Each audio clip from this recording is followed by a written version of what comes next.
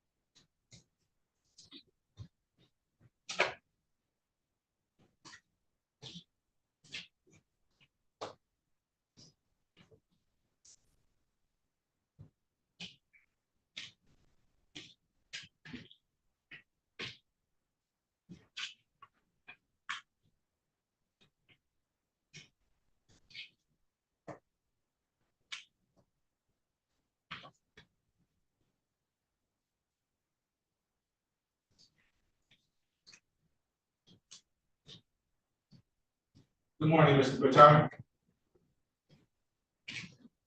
Good morning, Judge. How are you today? Good, sir. How about yourself? Doing okay. What case are you here on? Caprice Bogan. I was just told it was transferred from Judge Jefferson to you this morning. Okay. Ms. Lynch, good morning.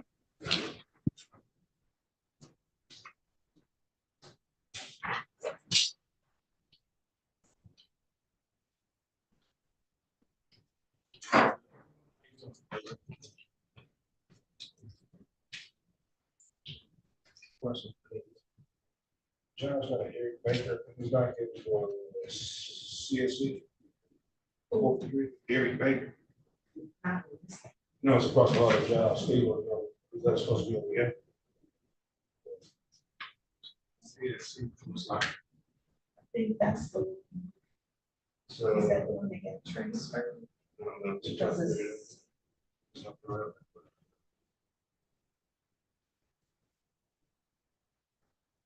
it was transferred to Dallas. For some reason, the prosecutor said it's not.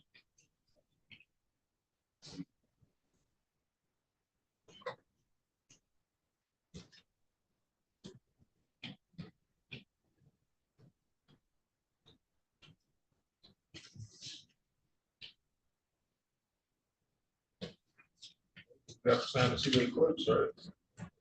Supposed to be garbage, 3:15, something like that. I never looked at the first. I had to go sacrifice a chicken or something.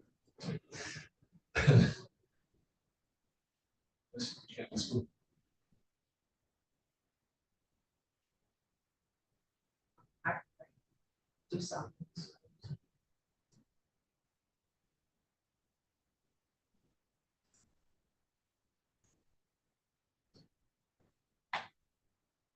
Mr. Glenn, what case are you here on? I'm on Eric Baker, Your Honor. PCC. Is that what came from John? Yeah, that's, Okay. I've learned All right. Now that case supposed to be, he has the second case with Judge Johnson. It's supposed to be in Judge. Why is Judge Johnson? See it. Good morning, Judge. How you doing? CC Good, how are you? and Judge King's Courtroom. I do believe this is a special unit case. It's not a special unit case. The charges are assault on prison. CFC. So Ms. Jane said it should be in our court.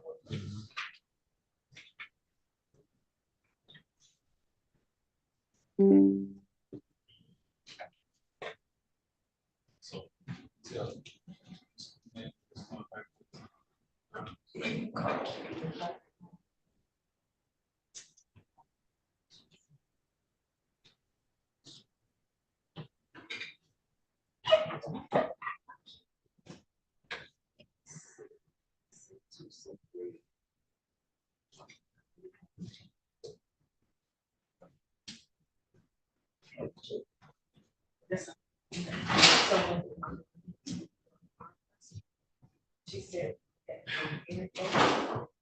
it's not the case that she. It's that so it's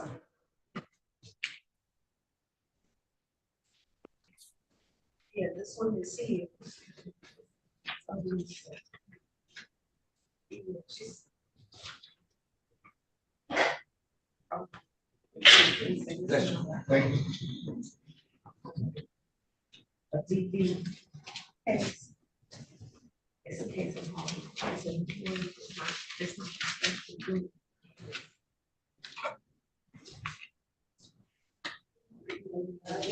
Good morning.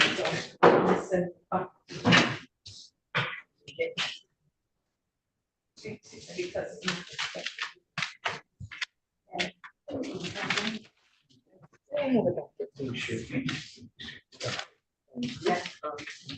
expected. Oh, good, thank you. How are you?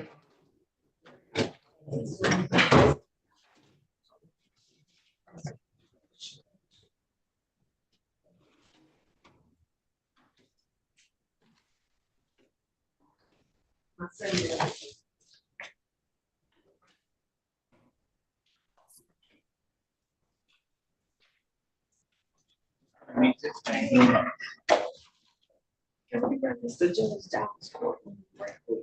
Okay. Mr. Glenn, Yes, Your Honor. that case is gonna stay with Judge Johnson. Oh, okay, okay.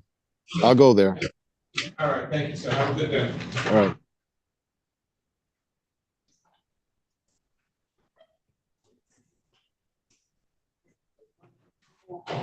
Ms. Lynch,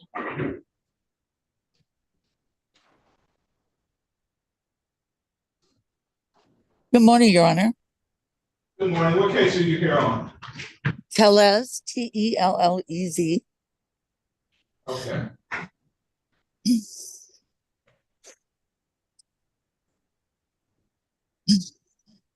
Sharon is here. Okay. First up, I have Mr. Batar on Bogan.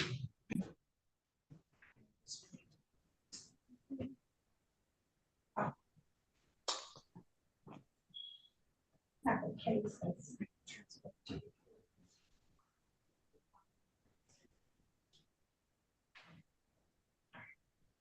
Yeah.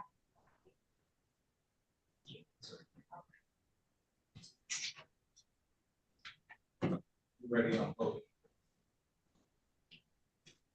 For some reason. Caprice Bogan here.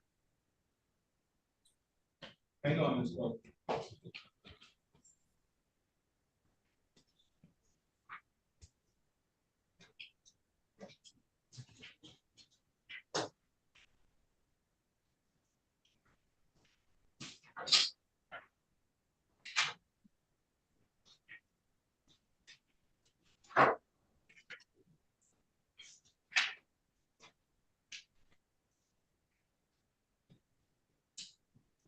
So Judge, for some reason, it's not coming over. I just hit it.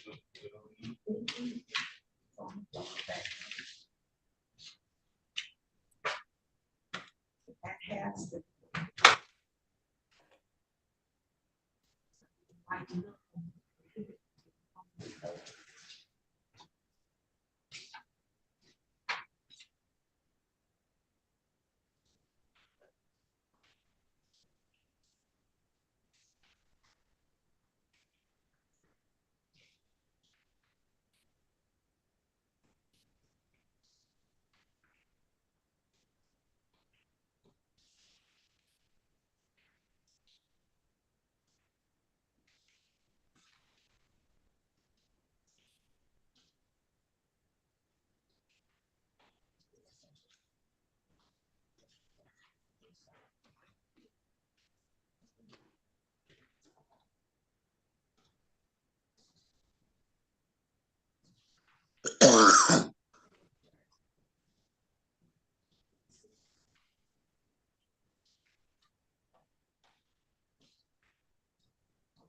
Just the green light.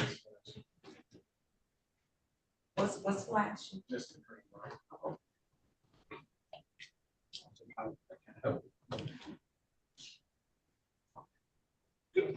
All right.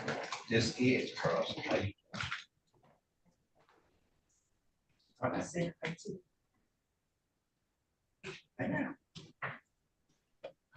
very All right, folks, bear with me. We're having some technical difficulty.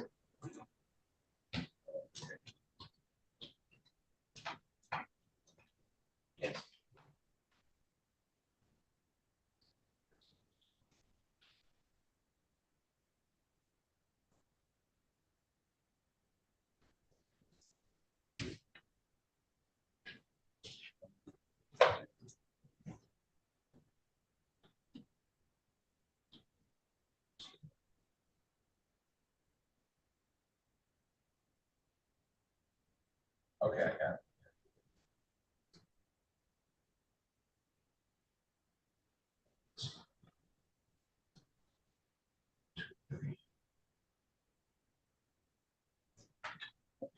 Start out.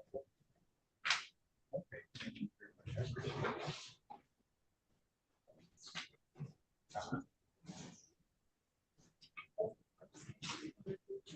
Go.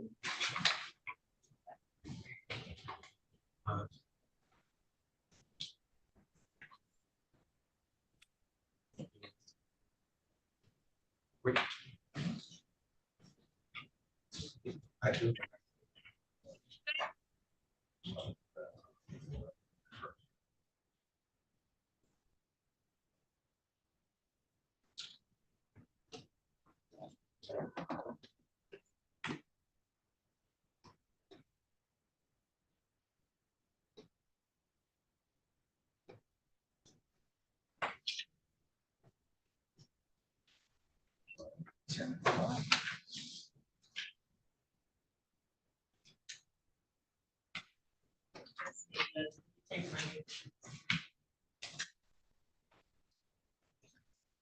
I still don't know how you just come in. I don't need it.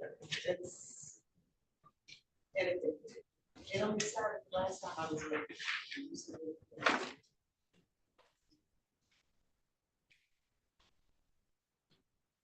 We just change the settings.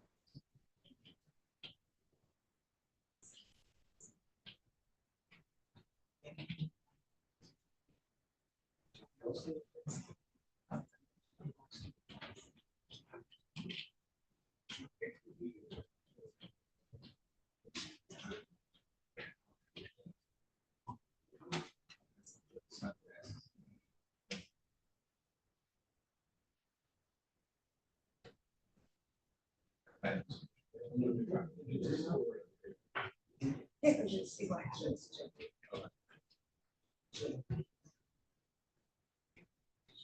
Court to this computer or court to file.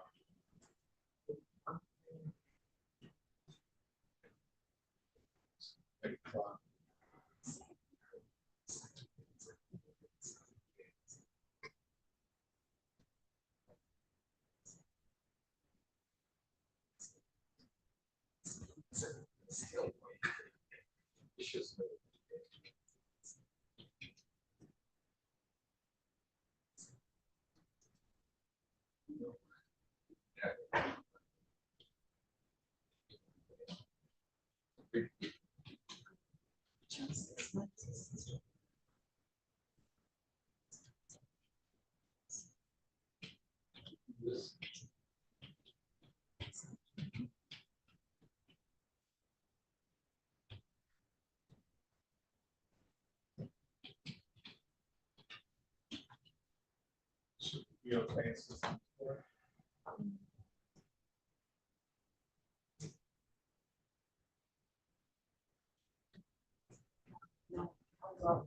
Yes.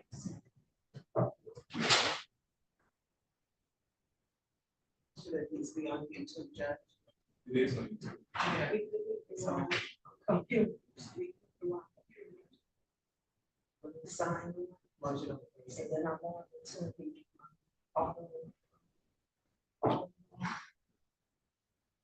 get out of here early today. I really want to see the eclipse. Do you? Don't look at it. I never noticed. Trust it. Uh, Trust it. I can't see anything. Okay. When I was at home, I had like a it's not option. I could see the pictures outline of the window. I'm not. Gonna look at it. I'll turn it around. Like we used to do. Go read out, get a box, put a hole in it. You can see it go across the bottom. Okay. It ain't that deep, huh? At all.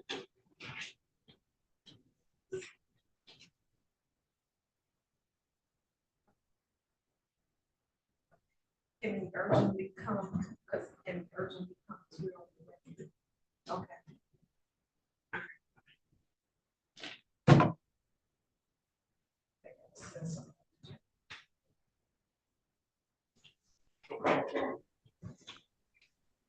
We're still working to resolve this technical difficulty.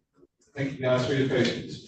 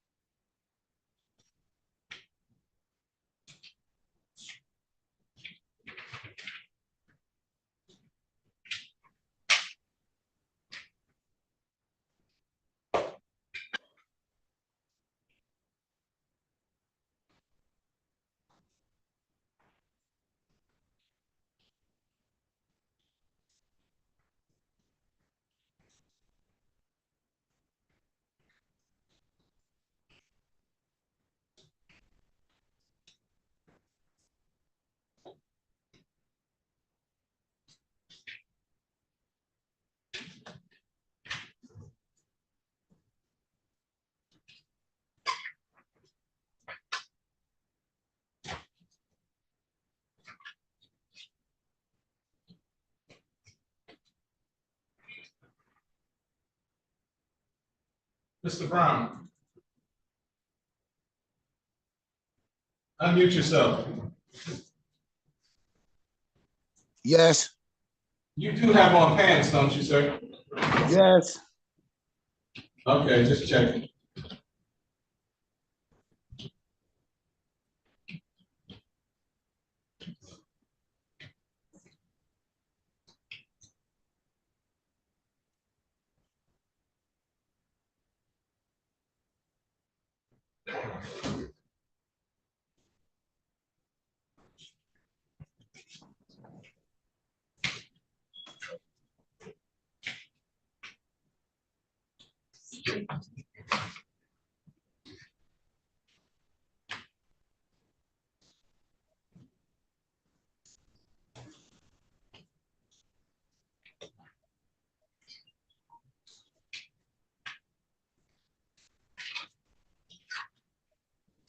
Sunflower.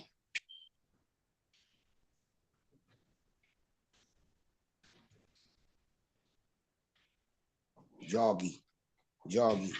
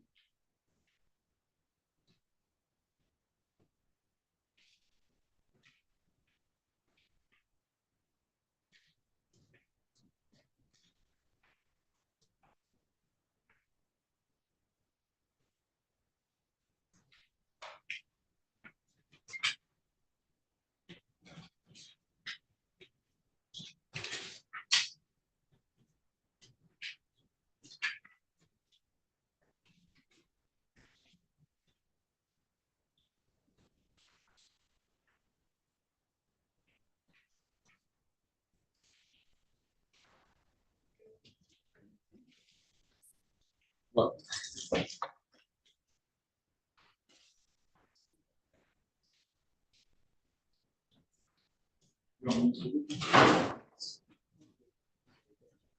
Yes. Yeah, I probably.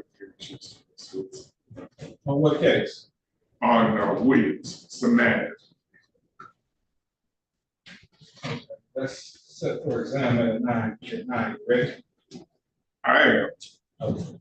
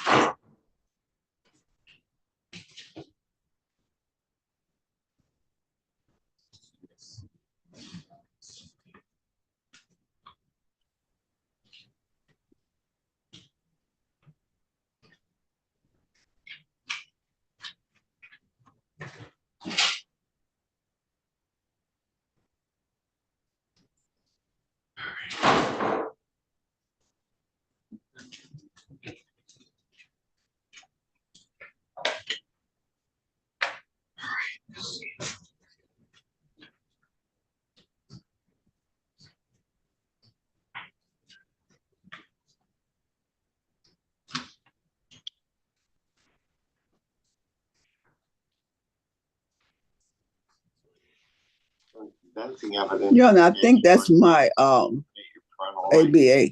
APA. Mr. Locke, is that Locke Buyer? Can I have a breakout room with him, please? If he's here on Brown. Other things, one is an original permanent custody petition.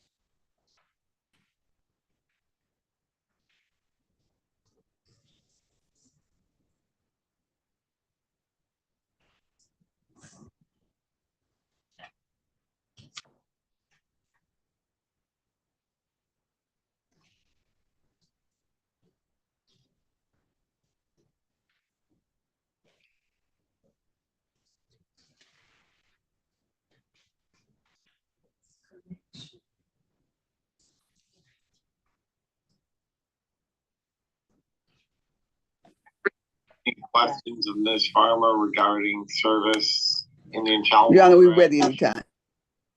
I'm Brown.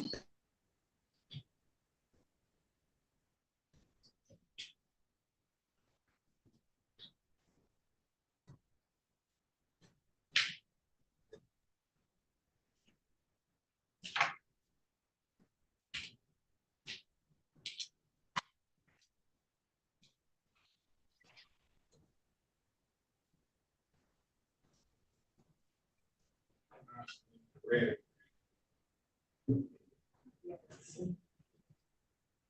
Message not lost connection to the system.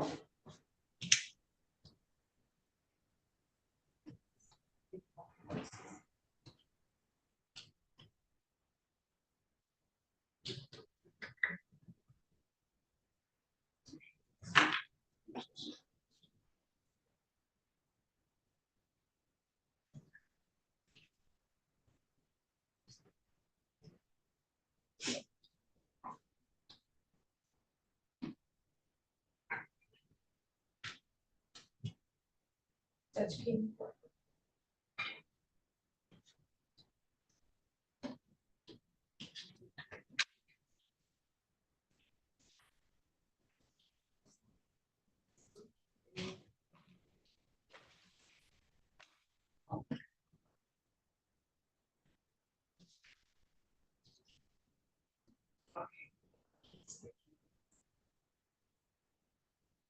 Okay, so. It's a. No, just a.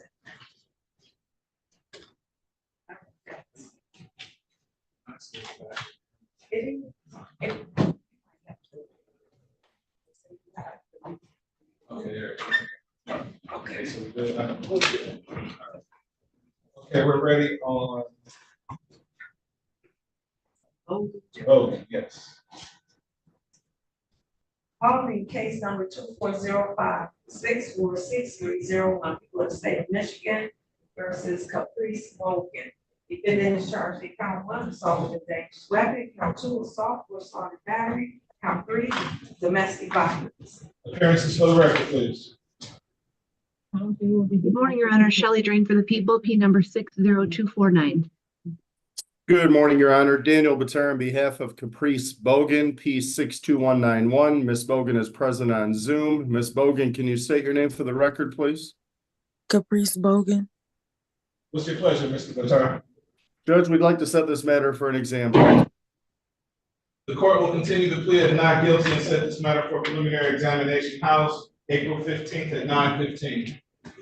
Judge, unfortunately, I won't be available the 15th or 16th. I'm going to be in trial. Can we do the 17th after 11:30 or the 18th or 19th after 11 or 11:30? I don't think you want to do it that late because both of those days are Tiger days. Parking kind of goes up.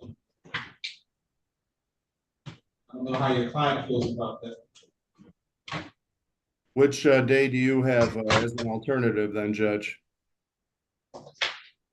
I have Wednesday in the morning. Anytime in the morning. The only issue with Wednesday, Judge, is I'm worried that that trial might continue over until that morning. So I'll make arrangements for my client, Judge, with respect to parking. Can we do 11:30 on the 17th? Okay, April 17th at 11:30. Thank you, Judge. Bond will be continued. Thank you. Judge, may I address bond, please? Okay. Ms. Bogan bonded out before she could have her bond redetermination hearing. She's currently out on tether, hired a bondsman. She's 22 years old, Judge. She has no prior convictions. She's currently on house arrest as part of that tether condition. She's employed at Hamilton Elementary as a custodian. She works Monday through Friday from 3 p.m. to 9 p.m. So we're hopeful that we'd be able to get her out to at least go to work. So is it possible she could have hours out for employment from 2 p.m. until 10 p.m. every day or a Monday through Friday? She's working till 10 p.m. She works till 9, Judge. So I was thinking an hour before she starts and an hour after so she can get to work and home from work. Custodians usually aren't there that late. What time do you get off, Ms. Bogan? I get off at 9. I go in at 3. Or you go in at 3? Okay. All right, Ms. Drake? Your Honor, I have no objection to that request. All right, Mr. Qatar, send me a order in that regard indicating that she can be out from 2 to 10. All right, I'll be calling you. I will send that later on this morning or early this afternoon, Your Honor. Thank you very much. Thank you. Ms. Jefferson? Ms. Bogan, you can sign off. Okay. Ms. Jefferson?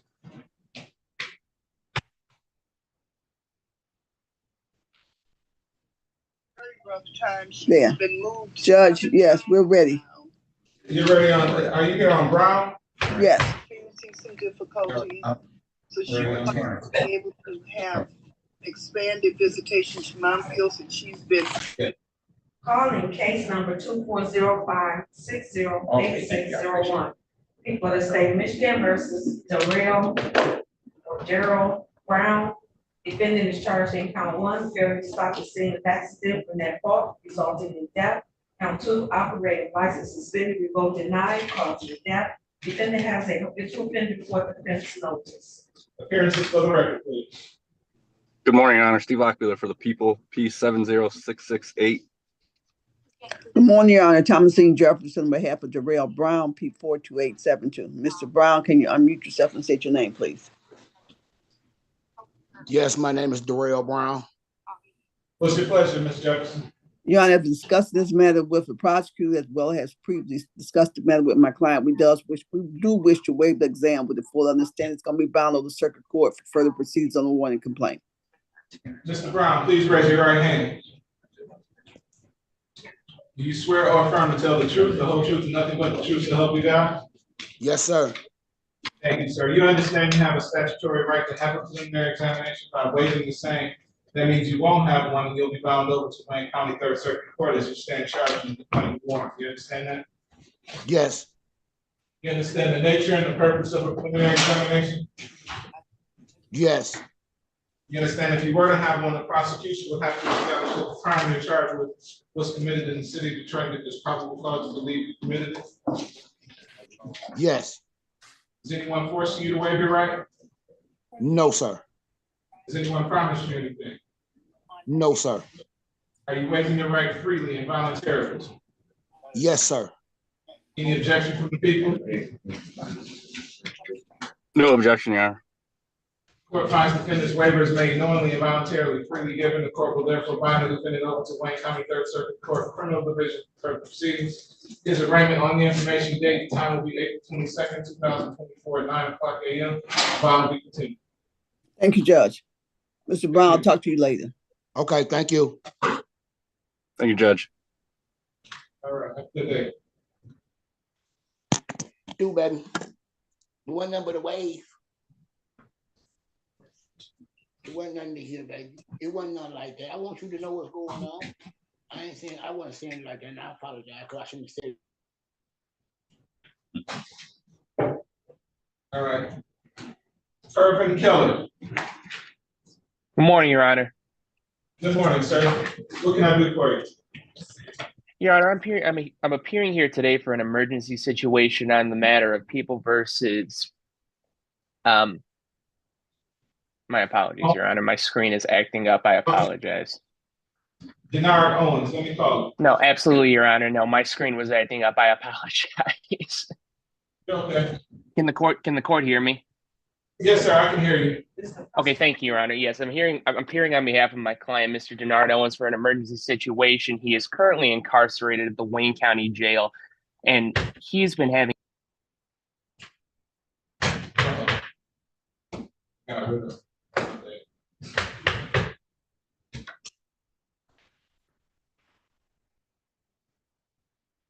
All right, we'll come back to Mr. Irvin Keller when he gets back. Ms. Nance. Good morning, Judge. I'm here on Daquan Cross. That's the case that the judge said. Okay, that case went to Judge Sabree. Oh, okay. Thank you. All right, thank you. Have a good day. Ms. Bond.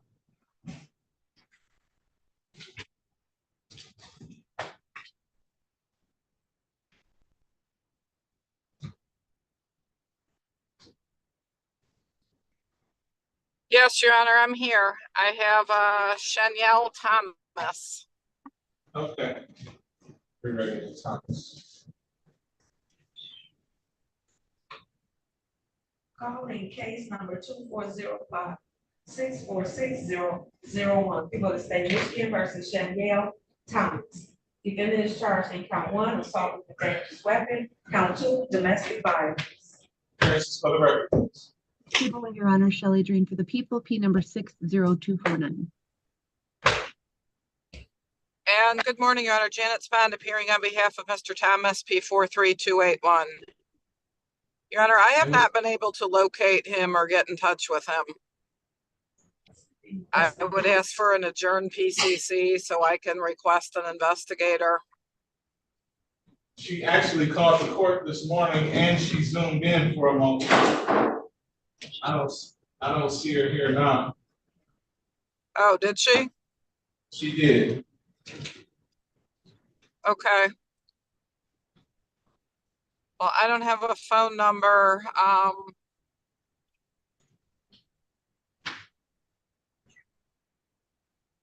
don't know. I guess if the court wants to set an exam, we could do that also. If you think she might pop back, I don't know.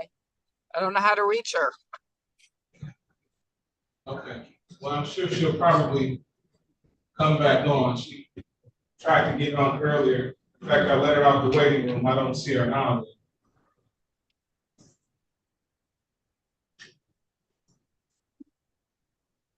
Let's do this. I will put it over to, I'll put it over to Thursday at 8:30. Okay. And if she comes back, will you give her my phone number? I sure will.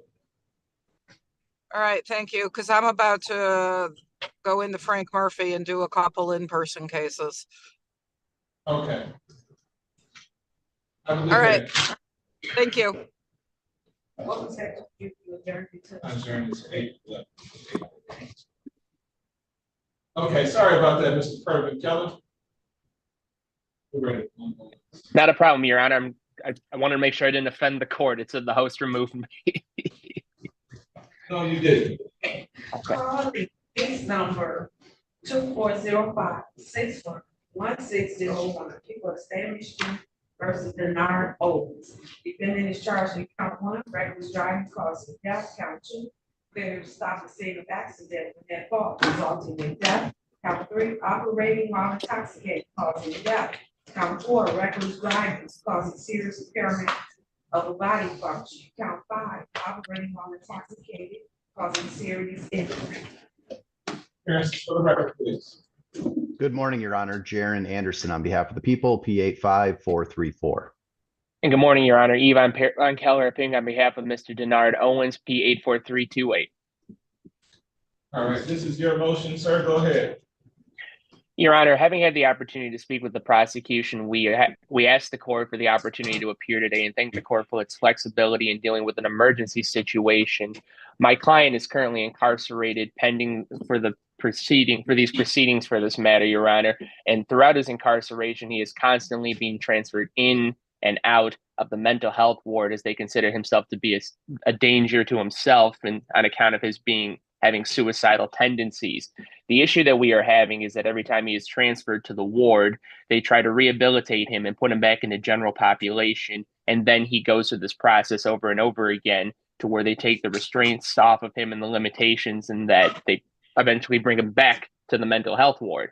He has also been in situations which are being investigated by myself and talking with the sheriffs, where he's been assaulted by other members of the prison, which is what we would like is some permanence where he can stay, where he is safe from himself and from others. And with the consent of the prosecution, we sent a stipend order to the court to ask that he be permanently placed in the mental health wing of the Wayne County Jail throughout the pendency of these proceedings, and 2, in a single cell where he is alone and free from interaction with anybody else except those who care for him at the jail. And that's why we are here today, Judge. Sir, I have no jurisdiction over how Wayne County houses their prisoners. Yeah. That's left totally up to them. Yeah. Understood, Judge. I mean, is there? I mean, we were not going to address bond today, Judge, and we will be addressing that down the road. I mean, what we are kind of looking for is some sort of way for him to have just that situation in the jail. He's not. He is a danger to himself in there, and they keep trying to take off. They keep trying to put it in a situation where he will go back to the general population, and then we have to start the process all over again. Is there anything that the court can do? Unfortunately not. That is totally within their purview. They're in the best position to evaluate their prisoners and where they should be, more so than I am. So I stay in my lane and they don't tell me how to do my job either.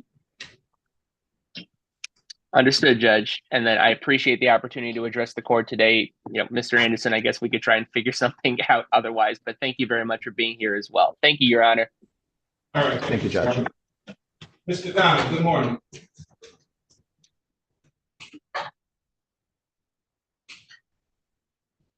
Good morning. Good morning, Your Honor. I'm sorry about that.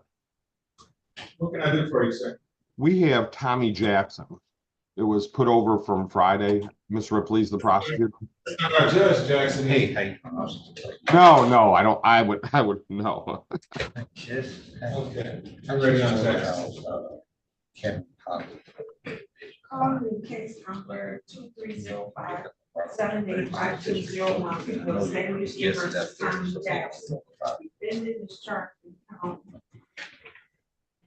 one and two, criminal sexual conduct, third degree. Count three, criminal sexual conduct, fourth degree. Defendant has a habitual offender for defense notice, mandatory 25-year sentence. Appearances for the record, please. Good morning, Your Honor. Tina Ripley on behalf of the people, P83688. Good morning, Your Honor. Ben Gonick appearing on behalf of Mr. Jackson. And what's your question, Mr. Donald? Your Honor, I'd like to set this for an exam. Please. How's April 15th at 10 o'clock? 1 second. I just had my. I started jury trial that day, Judge.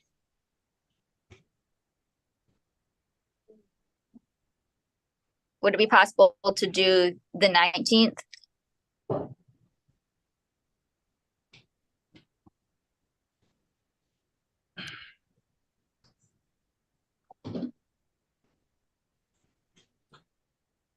Mr. Donald, how do you look on the 19th? I am good. All right. April 19th at 10 o'clock. Thank you, Judge. Okay. Thank you. Thank you, Judge.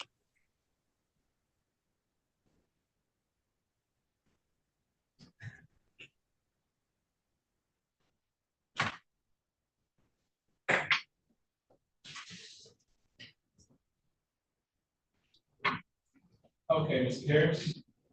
Yes, sir. Is Brian here?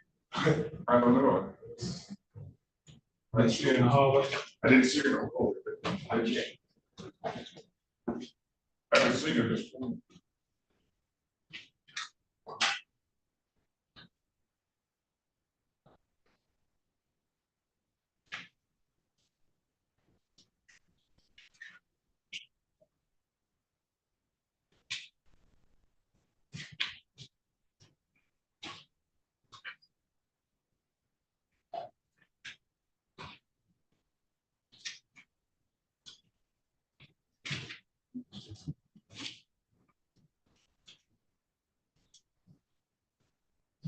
This time here is for the legs.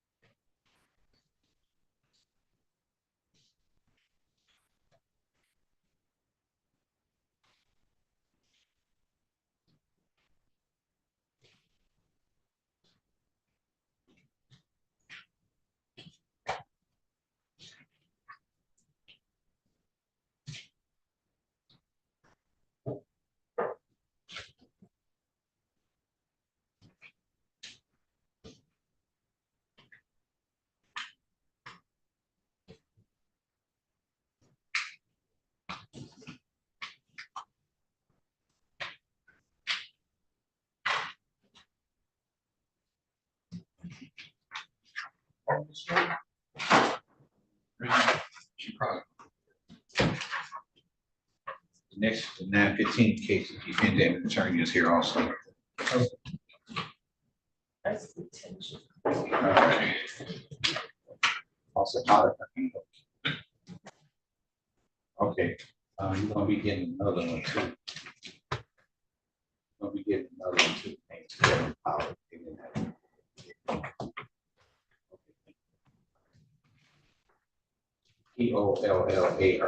not mine. Yeah, all right.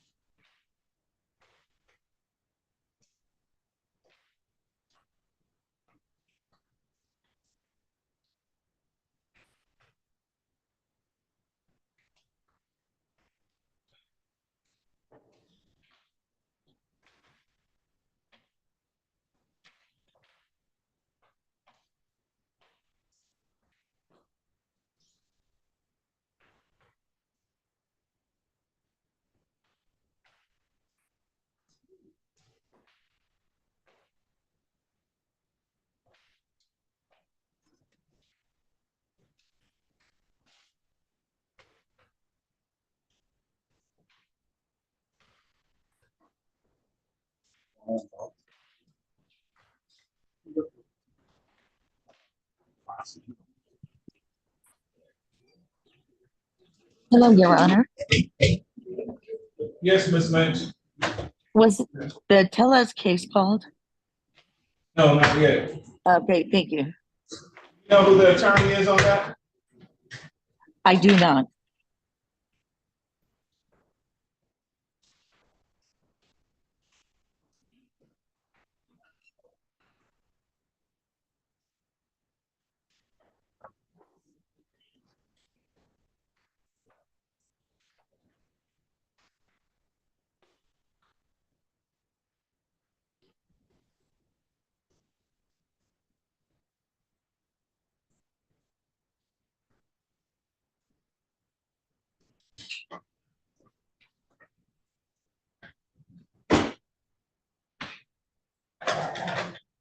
Let me know when you're ready, Mr. Grant. Oh, thank you, Judge.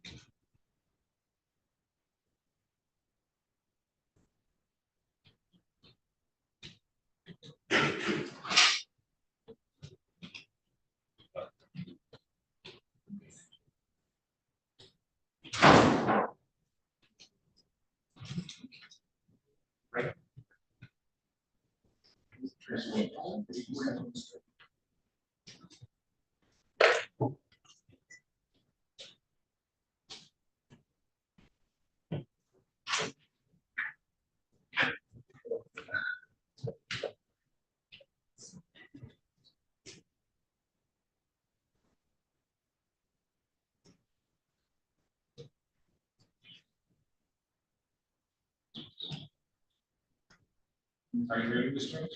Yes, Judge, thank you. Calling case 2456199, people of the state of Michigan versus Samantha Soy Key Williams. Defendant is charged with count 1 assault with a dangerous weapon, count 2 assault with a dangerous weapon, count 3 domestic violence. Defendant has a habitual offender second offense notice. Appearances for the record, please. Good morning, Your Honor. Shelley Drink for the people, P number 602449.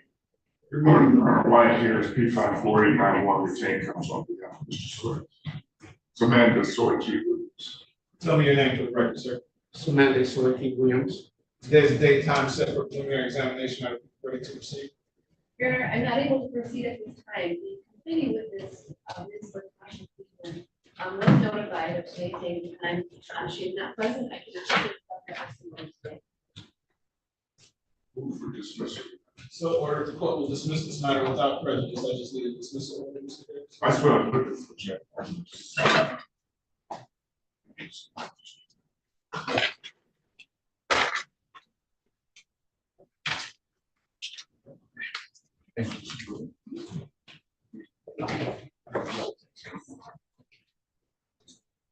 Give me a day's work. 6/21. We have the attorneys for the next case that are in. You just gone home and soon. So can you tell the next attorney? Yes.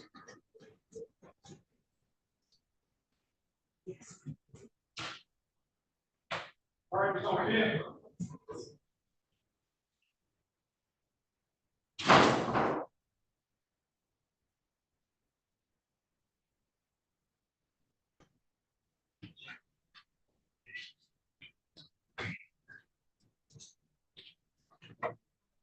Someone's on the agenda.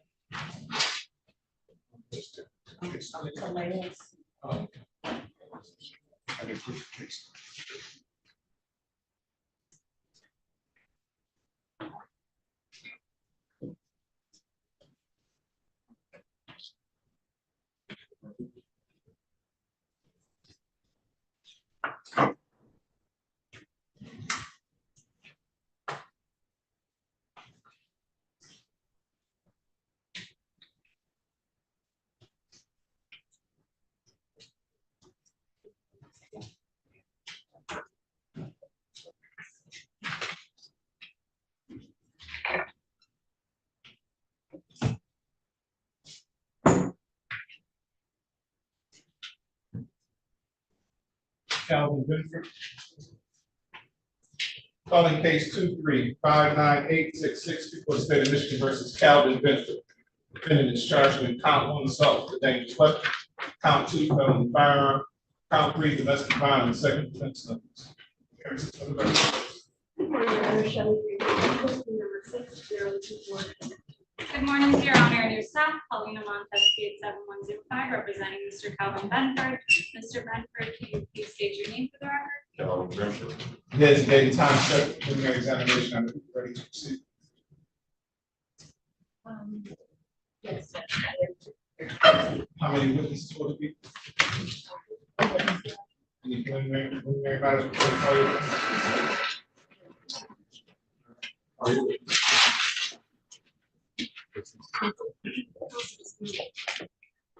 Defense counsel. Counsel. Yes. Yes. P8710.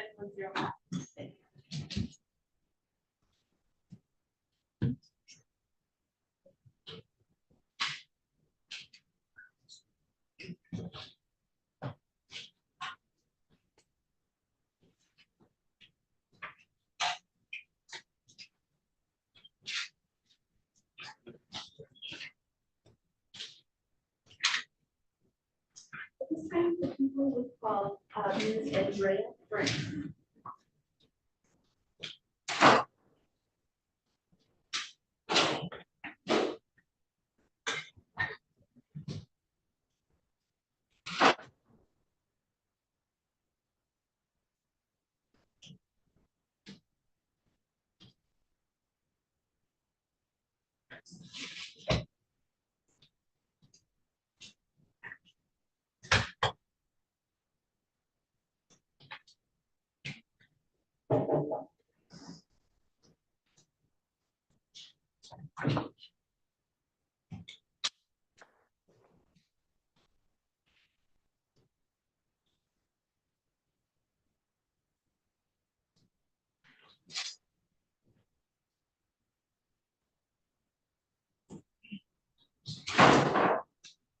Is that the witness? That's not her.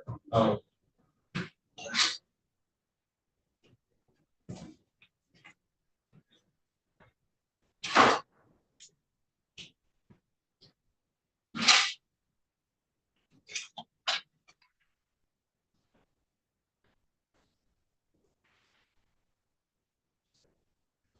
Please step forward, give your name and the spelling of your name to the young lady waving at you over there.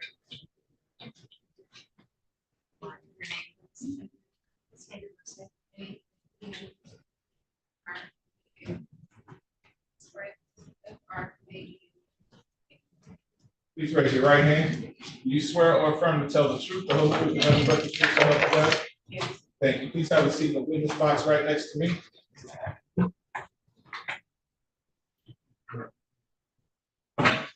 There you go. Speak nice and loud into that microphone that'll be to your left once you have a seat. Okay? In fact, pull it down to your mouth. Thank you. When you're ready. Thank you. All right, good morning. Please state your name once again for the record. Andrea Friends. Ms. Friends, I'm going to be asking you some questions today. If you don't understand something or you want me to repeat it, please let me know. All right? Yes. All right. Ms. Friends, I want to bring your attention back to the date of November 1st of last year, 2023. Do you remember that date? Yes. And where were you on that date? Home. Where's your home located? 185.8 Alford Street, Detroit, Michigan, 48305. Okay, is that in the, and that is in Wayne County, correct? Yes. Okay, and does anyone, is that your house? Yes. Does anyone live at that house with you? My son. And how old is your son? 8. Okay. And when you were at your home at that location on that day, what if anything happened? It was about 3, 4 o'clock in the morning. Calvin popped up at my house, knocking on my window. Okay, let me stop right there. You said Calvin popped up at your house, knocking at your window. Who is Calvin?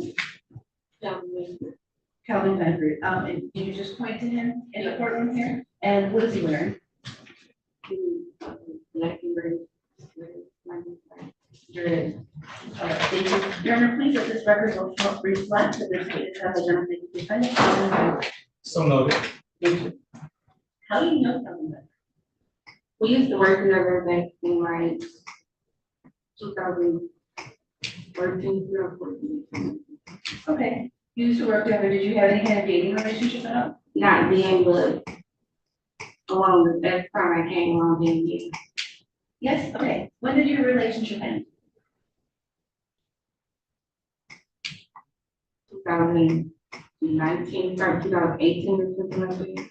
All right. So we're talking about the date of November 1st, 2023. Were you surprised when you saw Mr. Benford at your house? No. Why? Because we were dealing with each other prior to that, but I stopped dealing with him. So why were you not surprised to see? Because he would be popping up often. That's not the first time that he popped up. Okay, so it's like our ongoing thing. Okay, but 2 or 3 o'clock in the morning, is this when he would usually come over? No. Okay. Were you surprised at that time? Yes, I was. Okay. And what were you doing at that time when you started knocking on the windows? In my bedroom. Okay. So what did you do when you heard the knocking on the window? I tried to ignore it. Okay. What happened after that? He kept knocking on the window, telling me to let me in. Okay. Could you hear him say that? Yes. Okay. And what window was he knocking on? My bedroom. Okay. Could you see him as well as hear? Yes. Okay. So what did you do after that? I told him to go away. So leave me alone right here. Okay. Did he give you an answer as to why he was there? He said that he wanted to come in. He said he wanted to get in, wanted to come in and lay down and went to sleep. Because he don't have nowhere to go. He homeless. Okay. What happened after that? He kept knocking on the window, telling me to go away. So the knocking stopped. And I just so happened to look out the window. He was out there trying to stack my tires out. Okay, so the tires of what? My vehicle. Okay, where was your vehicle parked? On the side of my house. Okay, and so could you have a clear view from your bedroom window to your vehicle? Yes. Okay, and what specifically did you see him do? Stabbing the tires out, trying to release me. Okay, could you see when he was trying to stab your tires then?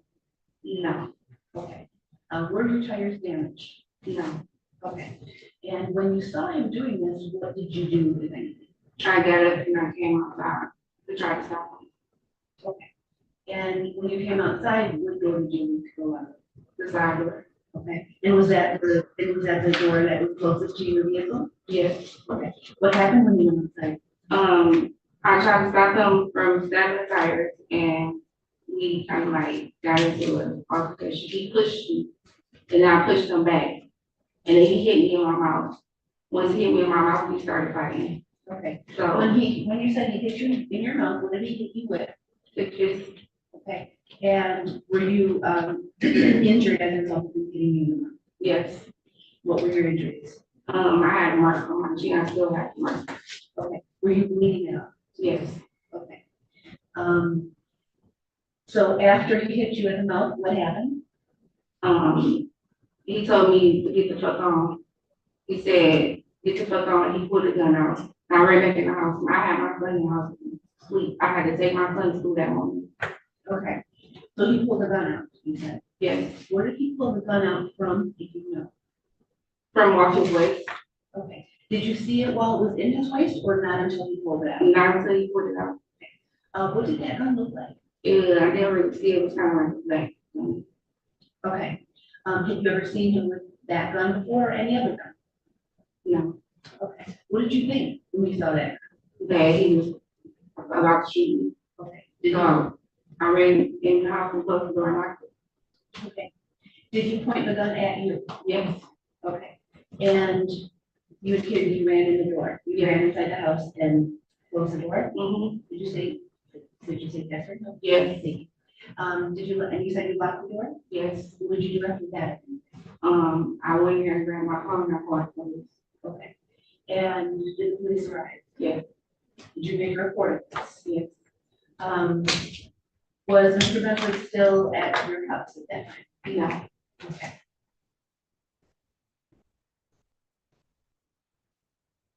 And no further questions? Cross-examine.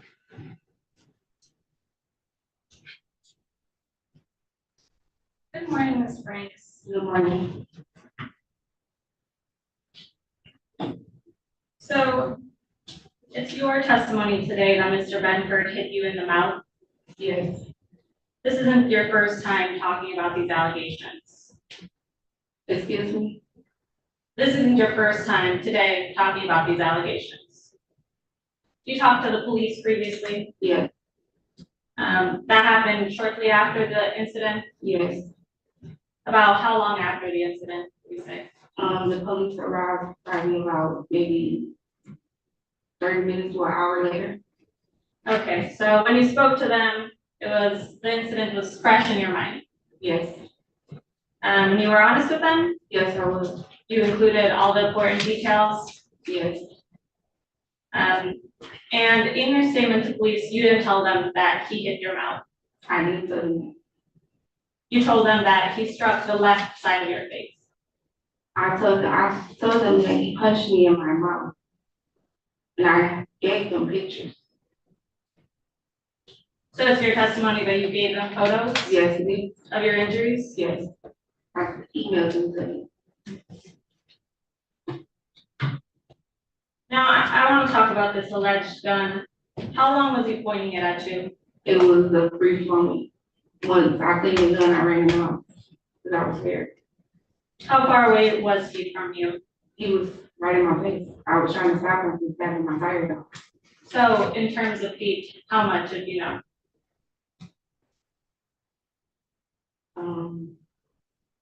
He was like right there. So within, right in front of you? Yes. And you couldn't see any other details about the gun? No, it was dark. Do you know what hand he was holding it in? And his right hand. And as you said, you've known Mr. Benford for maybe a decade, right? Since 2013? Yes. And you've never known him to have a gun? No. So to your knowledge, you've never seen this gun before? No.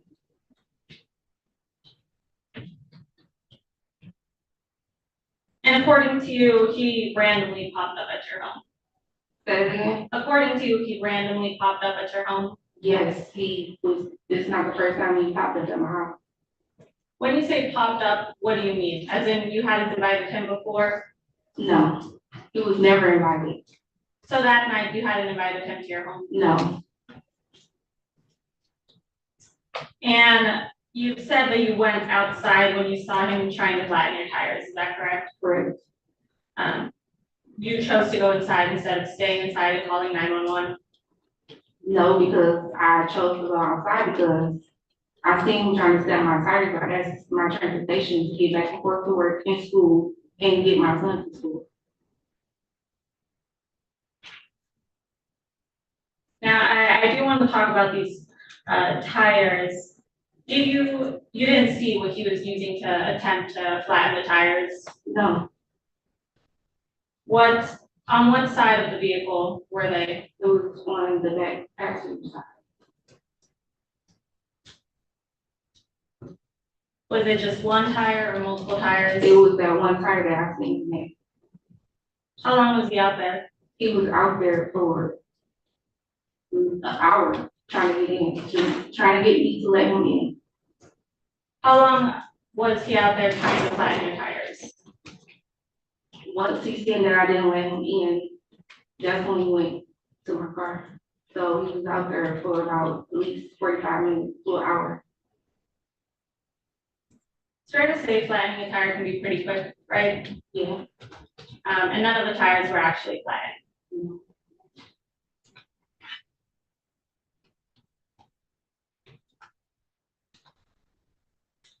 And is your testimony today that this happened around 3 or 4 a.m.? Yes. In your statement to police, you said that it happened around 5:45 a.m.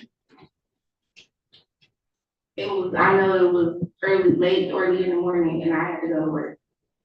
Okay, so you're not exactly sure when this happened. When I did my statement, it was fresh. So at 5:45, that wasn't time because police didn't get there till around like 7. They didn't get there until around when? Around 7. So your statement at the time to police was correct, but your statement today that it happened around 3 to 4 is incorrect. Yes. No further questions. Any redirect? Nothing further. Thank you, ma'am. You may step down. Any other witnesses for the people? No further witnesses. Any witnesses for the None, Your Honor. people? Your Honor, this time I move to bind over as charged and reserve arguments. Counsel.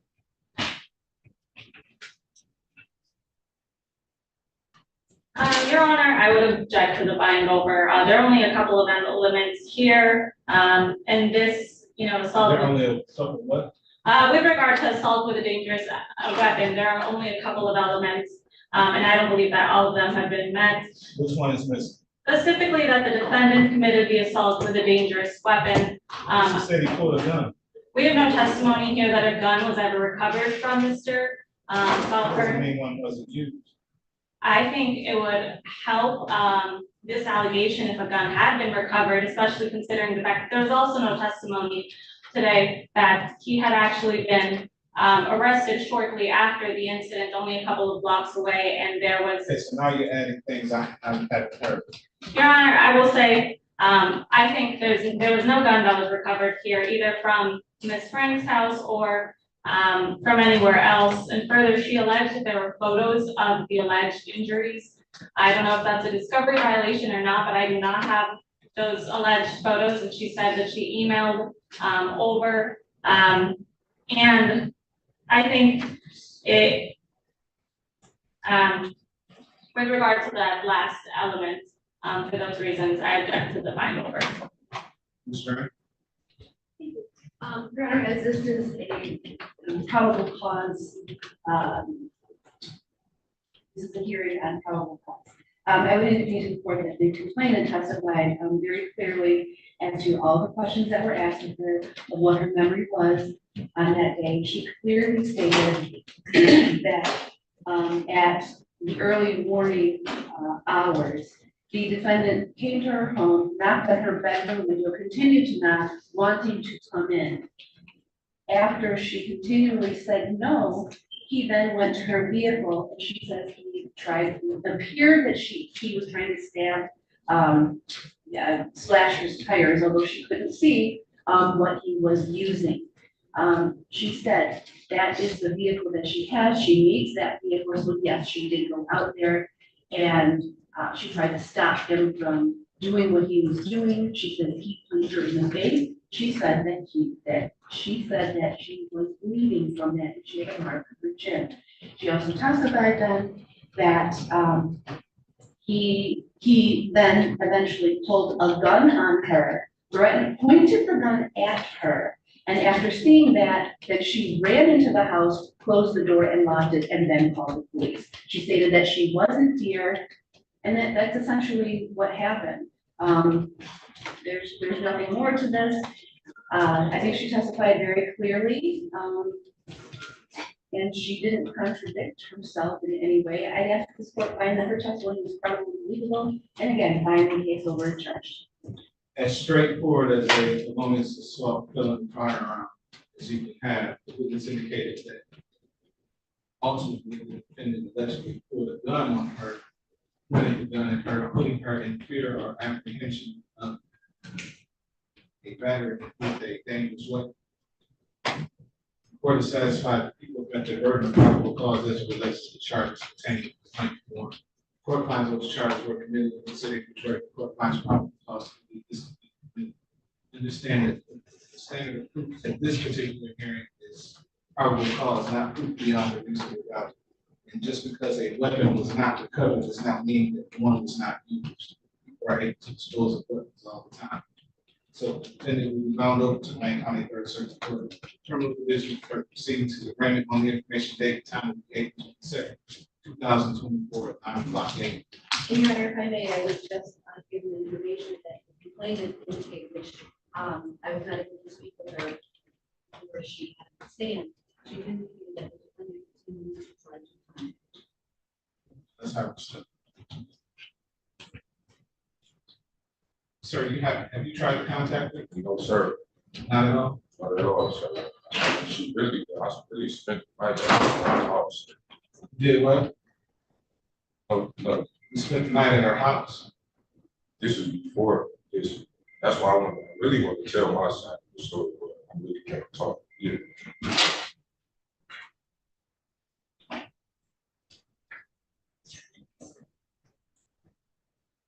And let me remind you, son, come on in. It's been brought to the court's attention that the defendant has tried to contact you, is that right? Yes. When was that? Yesterday. Yesterday, at what time? I can look at my phone. He tried to contact you by phone? Yes. Is that phone call or text message? Phone call. Did you speak to him? Yeah. How did you know it was him? He got my voice. I hear your voicemail? No, sir. If you're lying to me, that's not a good thing at all. One last opportunity to try to contact me. Why are you lying to me?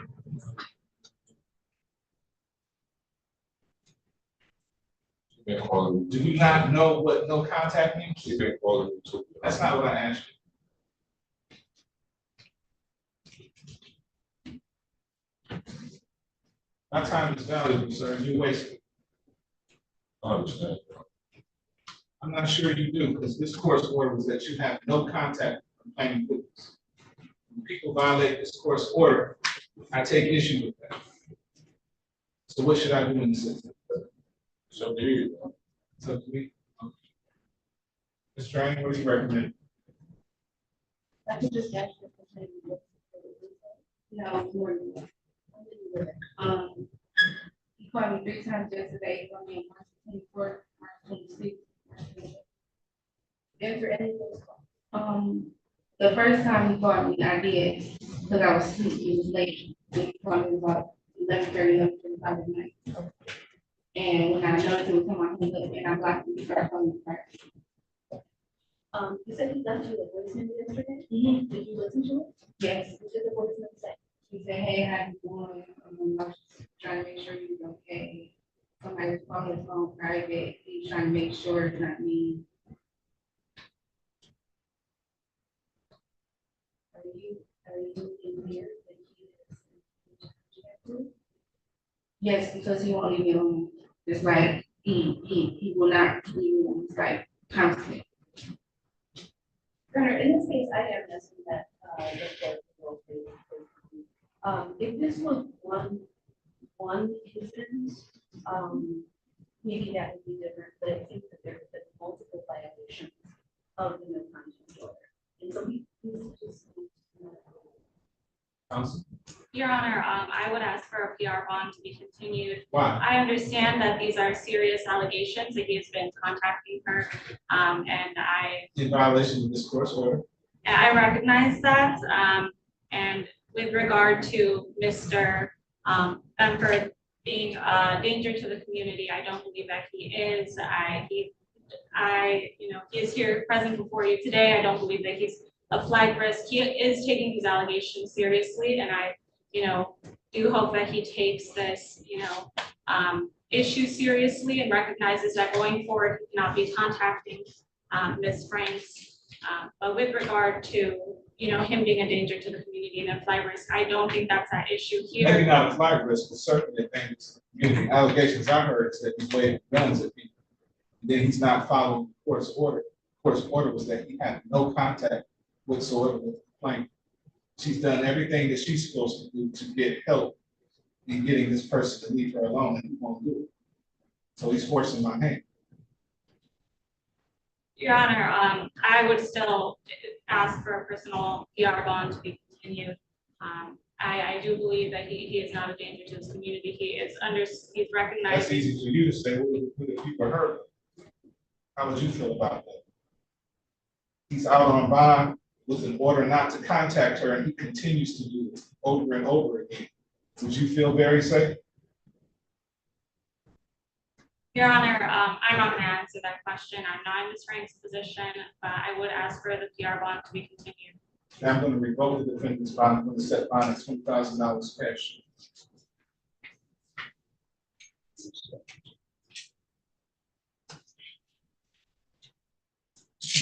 That's for the protection of the community.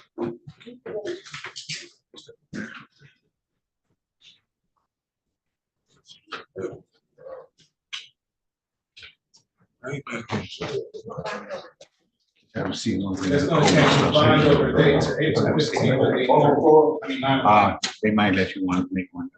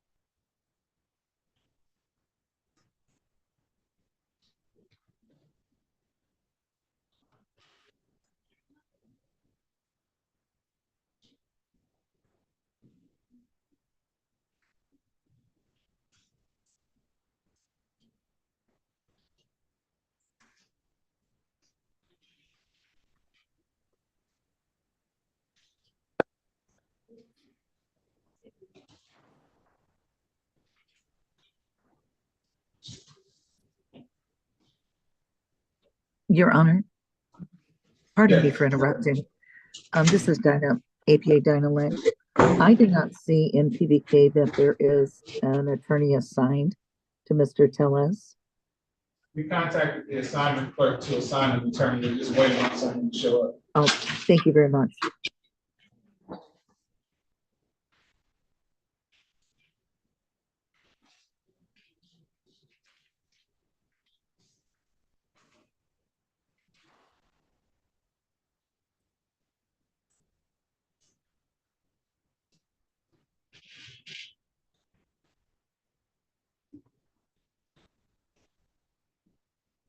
Ms. James, good morning. Good morning, Your Honor. What do you hear on? I have Mr. Paul and Mr. Collins. So you're early. Yes.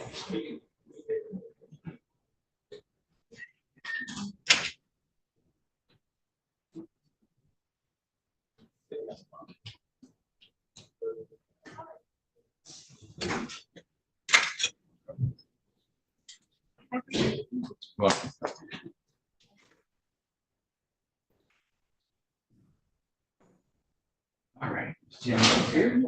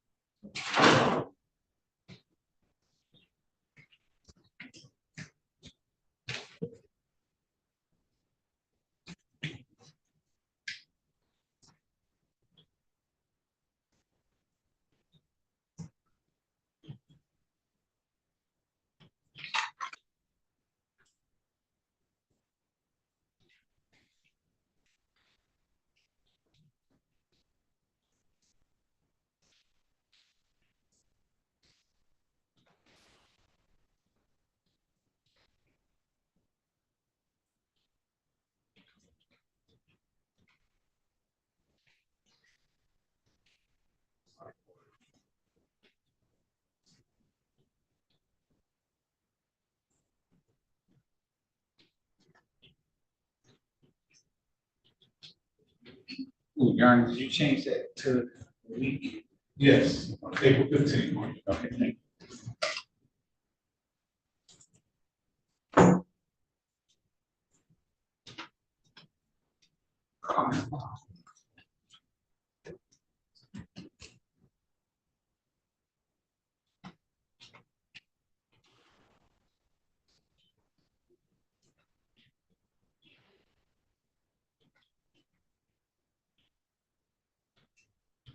It's 14, thank you much.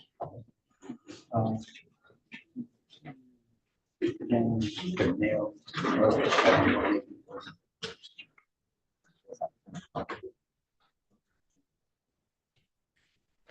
First one, the nail.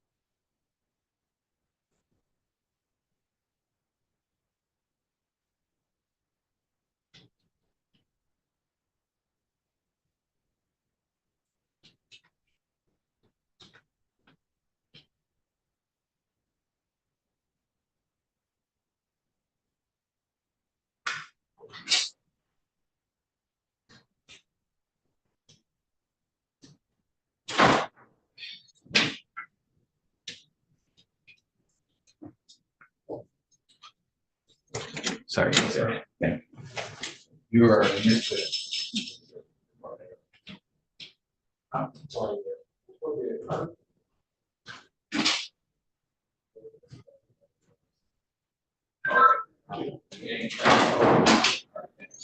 Okay, as soon as your turn.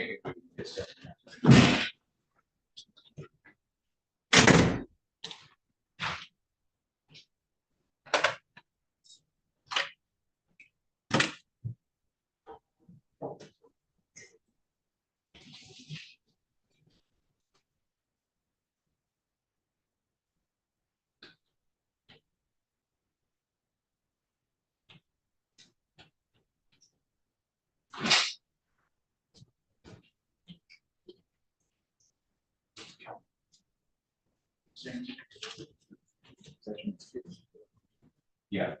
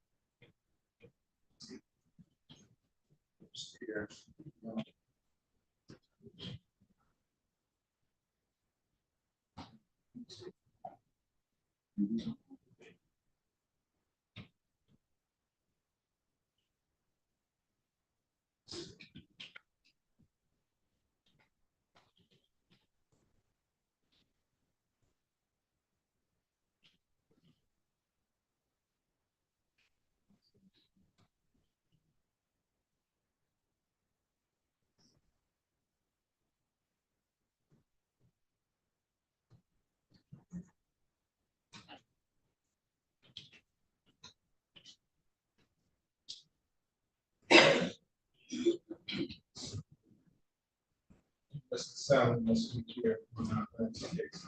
So that's-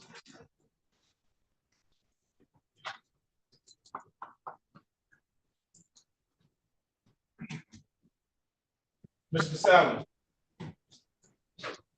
Morning, Your Honor. How are you, sir?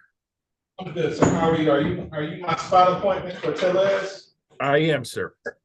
Okay, great. About to call it now.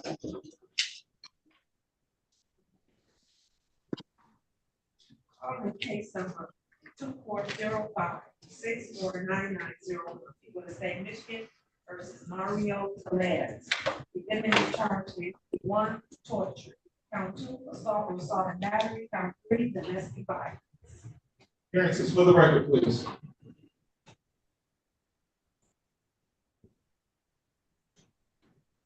Ms. Lynch, are you frozen? Good morning, Your Honor. Dinah Lynch on behalf of PP 84589.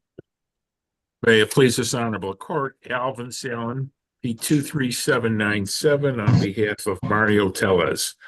All right, Mr. Salmon, I know you've just been appointed.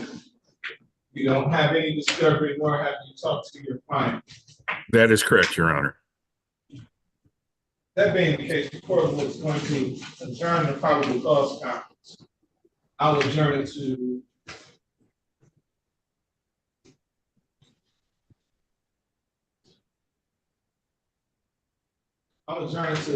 Monday, April 22nd at 8:30.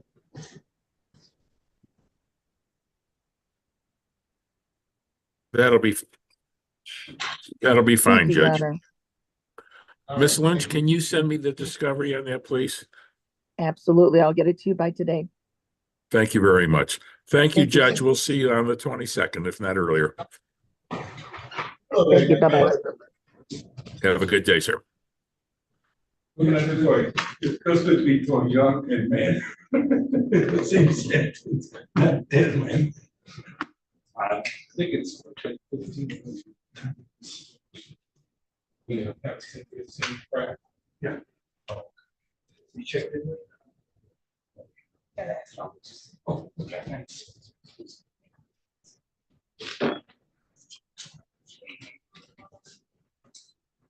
Ms. Woodson here? Not yet, Your Honor.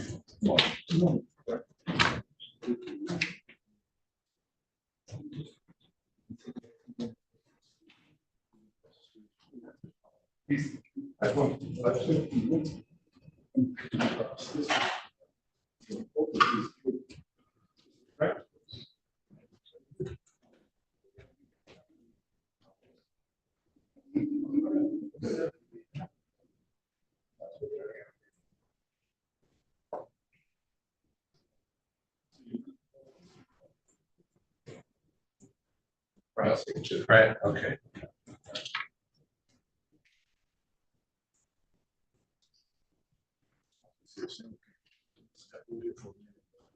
Yeah, you should do one more question.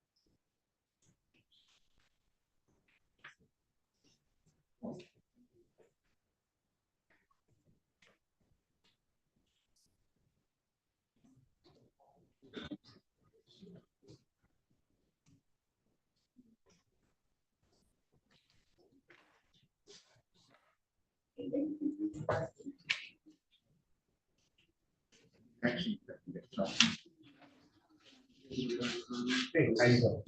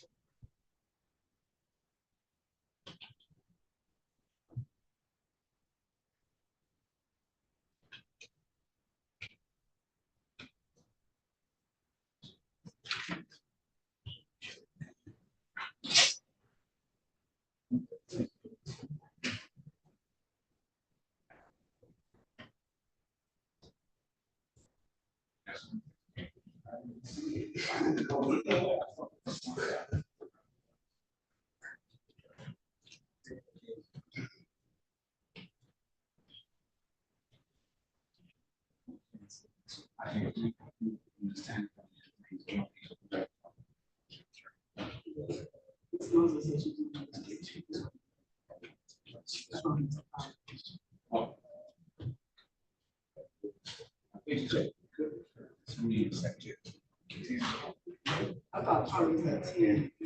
Paul was at 10:30. Let me see, you might be right. All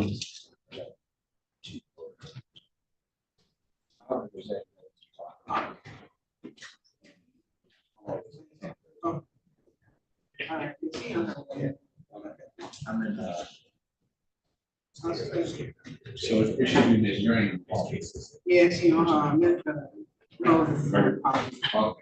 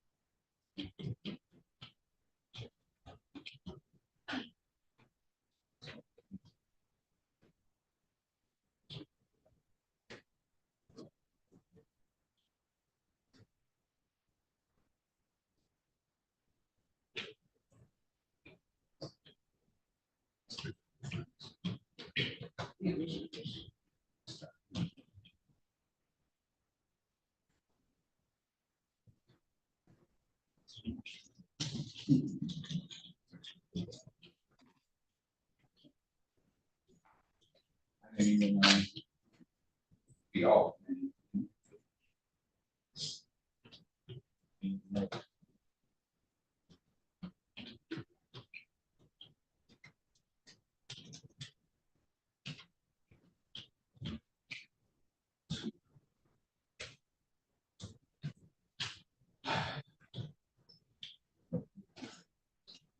Yeah.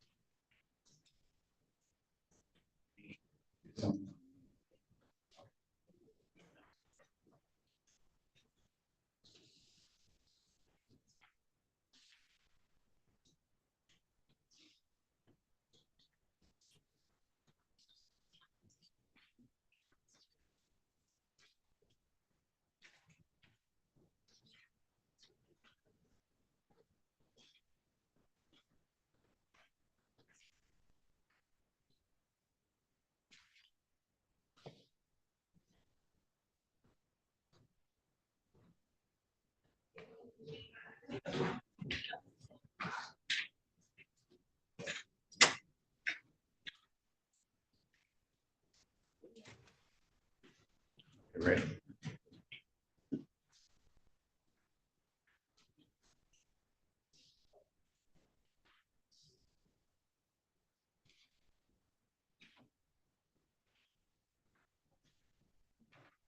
Think we're ready, yes. Okay, Mr.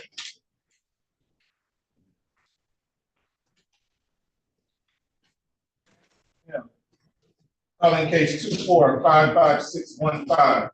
People of the state of Michigan versus James Thomas Pennell. Defendant discharged in count 1 home invasion, first degree, count 2 larceny from the person, count 3 domestic violence, second offense. Appearances for the record, please. Good morning, Your Honor. Shelley Drain for the people, P number 60249. And good morning, Your Honor. Daniel Woodson, P 68870. Now, Tell me your name, sir. James Pennell. There's the date and time set for your examination. Are you ready to proceed?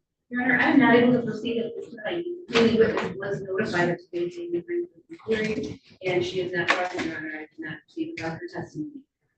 Your Honor, based on that information, I move this matter be dismissed without prejudice. So order, the court will dismiss this matter without prejudice. I just need to dismiss the order.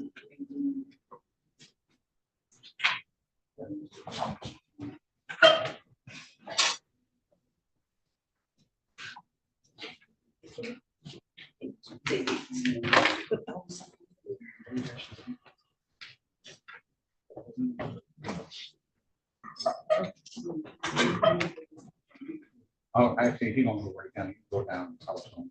With the other ones.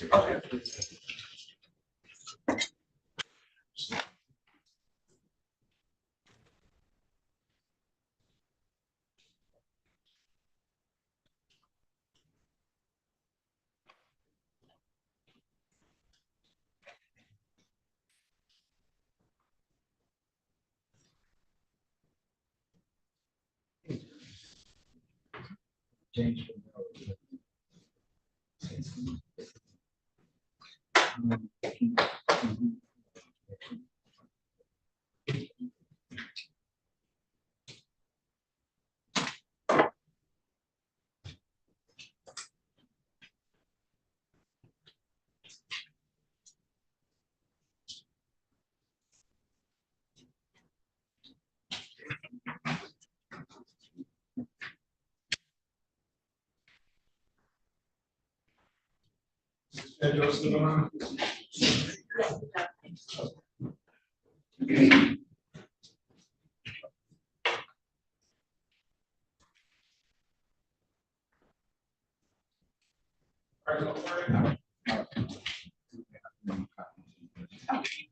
No.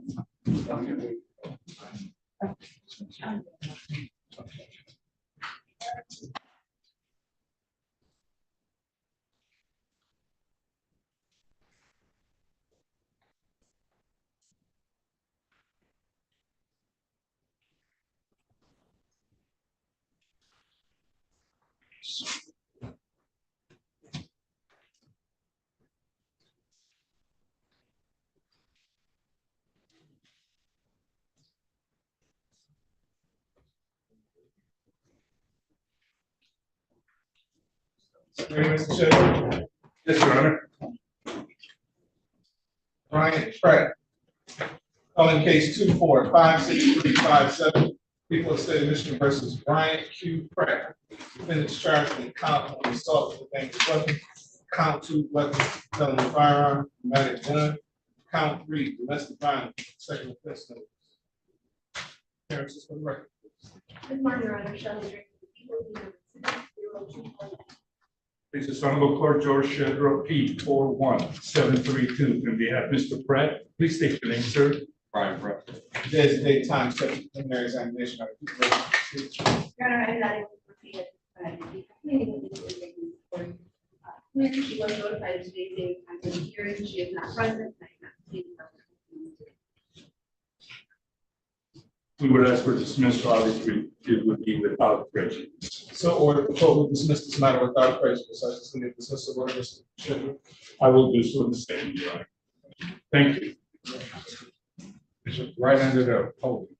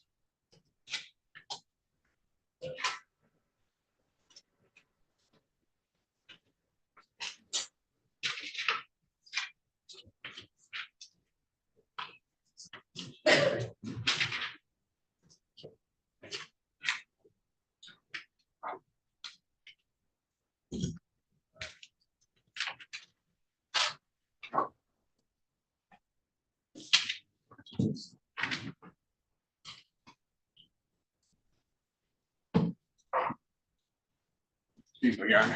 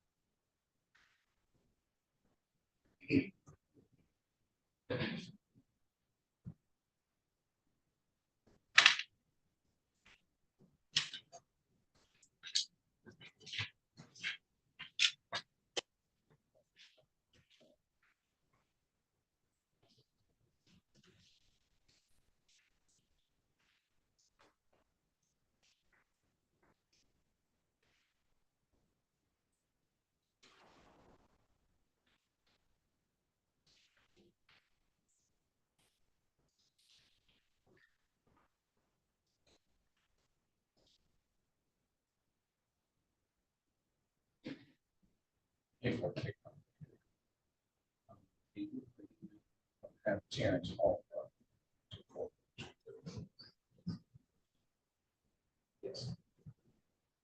Thank you.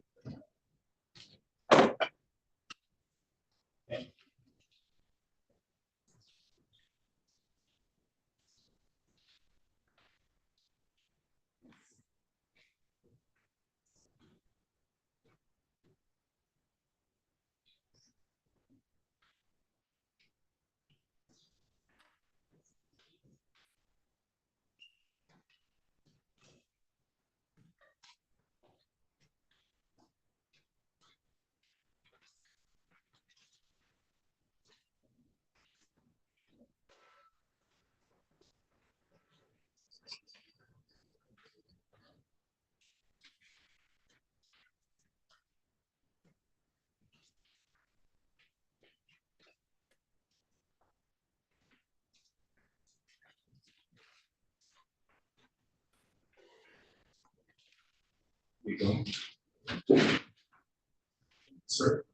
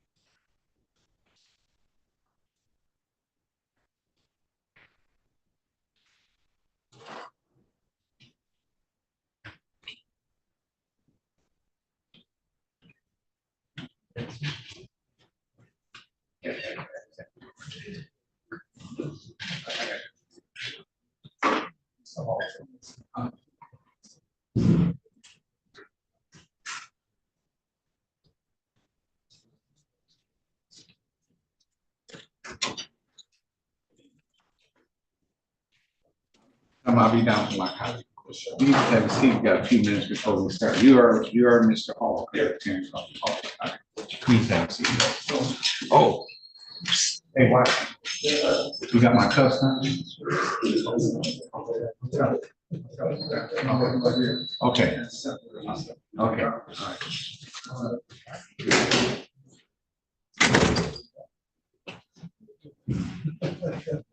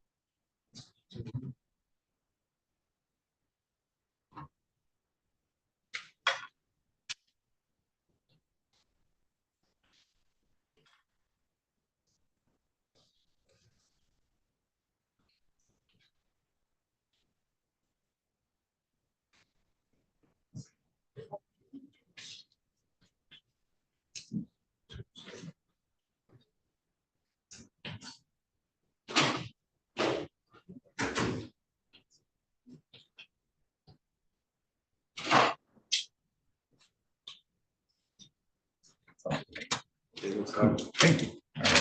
Appreciate you.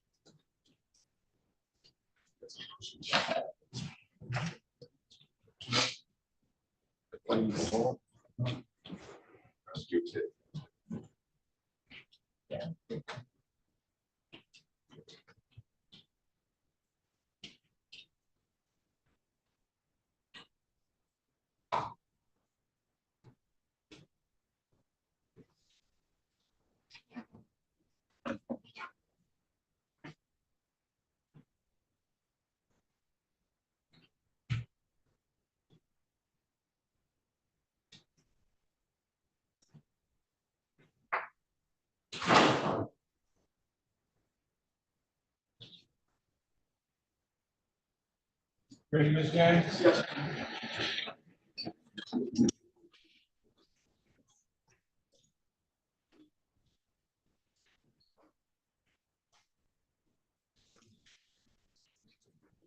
Mr. Hall, step up.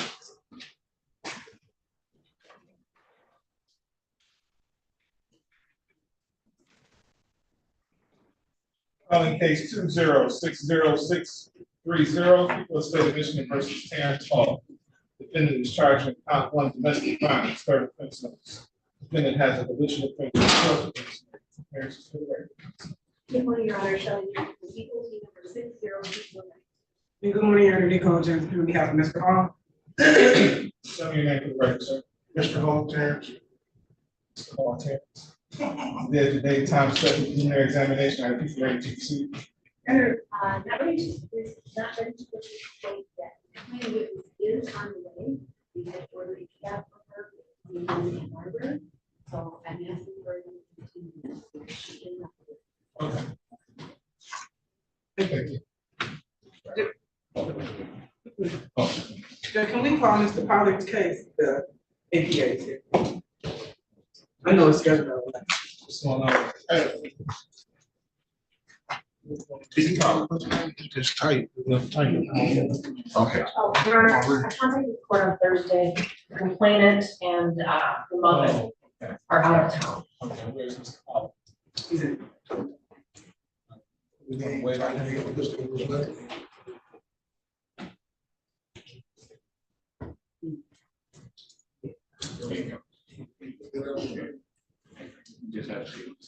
I had to call him up, yeah. Okay.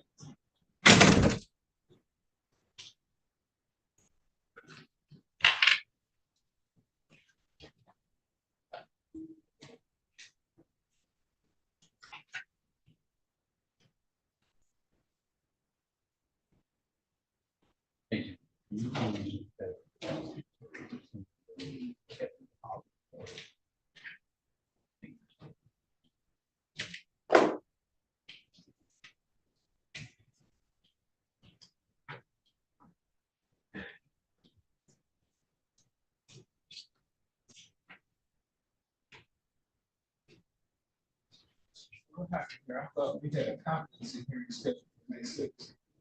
Judge, he was uncomfortable. Okay. We discussed it next time. Okay. Yeah.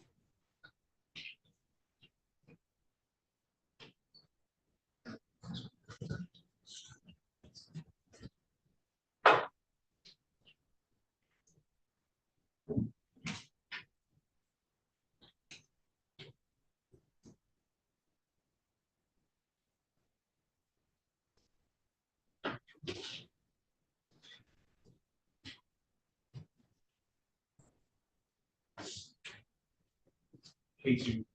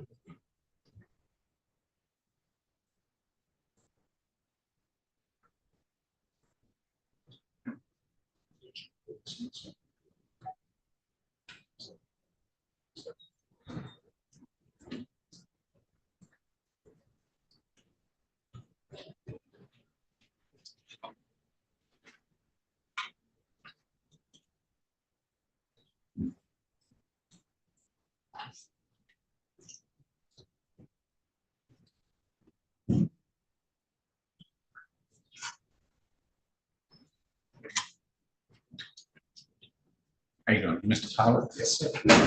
Thank you. He not finished yet. Mr. Bogan, next to your time.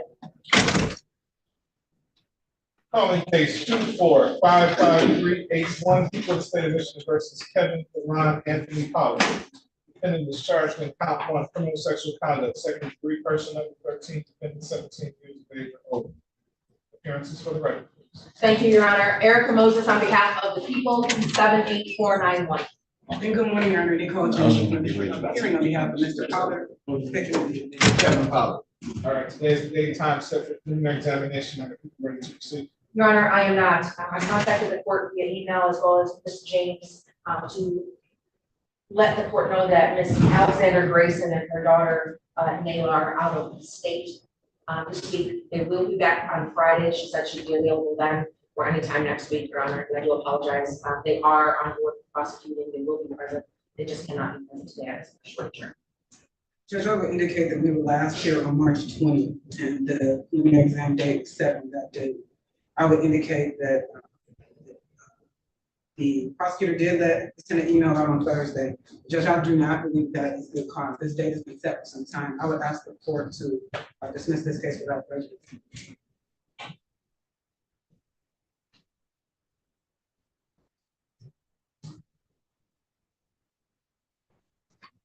Wait a second.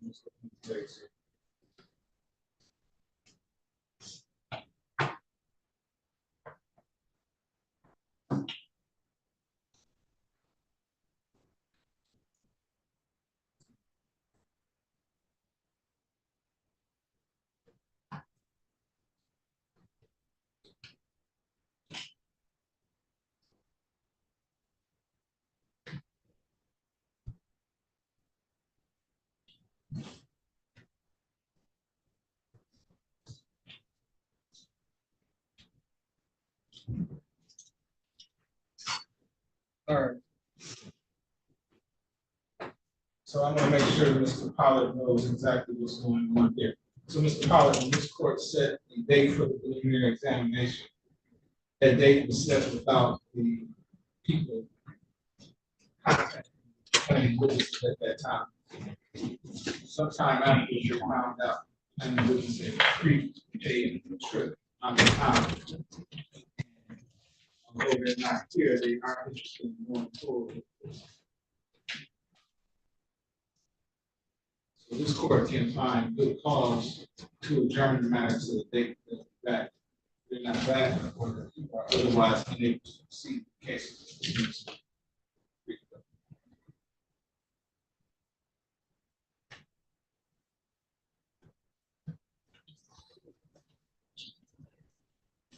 Court also has the option of dismissing this matter right now, but as people indicated that they have complaining citizens that are still interested in going forward with this matter, the case will likely be reissued, which means you could be rearrested again, and we have to start this process all over again. I look at your face, I know you don't want that anymore. Yes. So I'm inclined to go ahead and give them to Friday to present their witnesses and go forward. If they're not able to do so, in this case, Judge, I'm not available on Friday. No time Friday? No, Judge.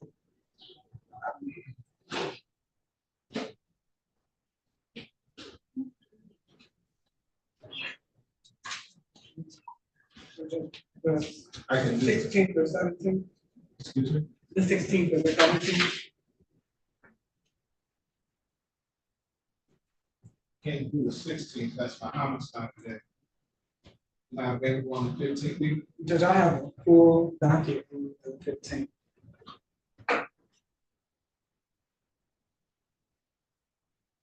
One of the reasons is because I have a jury trial set for tomorrow, so I have to fire on everything.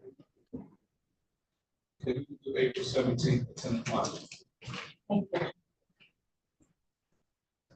We'll find a good cause for the adjournment. Thank you, sir.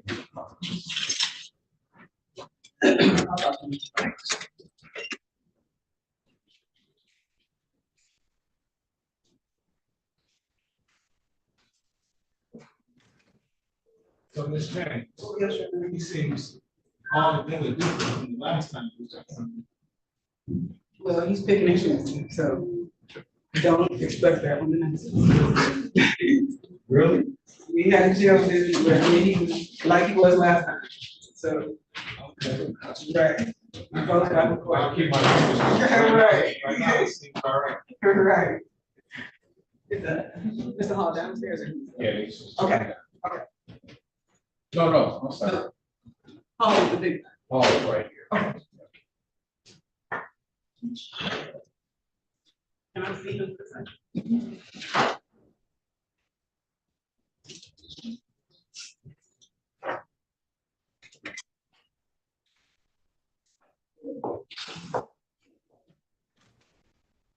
Mr. Doctor?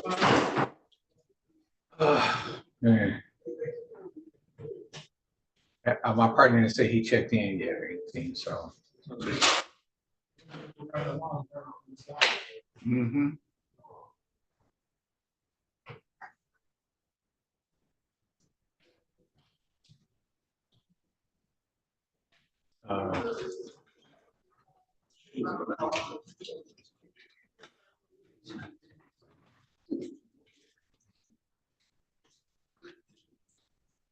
Hey, how you doing? How you doing? Who you got tonight? Who you got? I don't really like you, but they have a more balanced team. So best team versus best player. Best team stands out. You got Mr. Sanchez.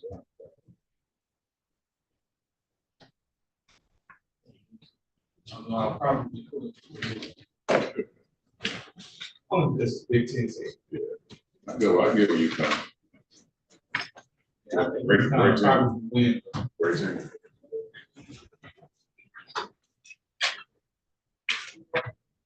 He hasn't been playing. Yes. I'll be something here.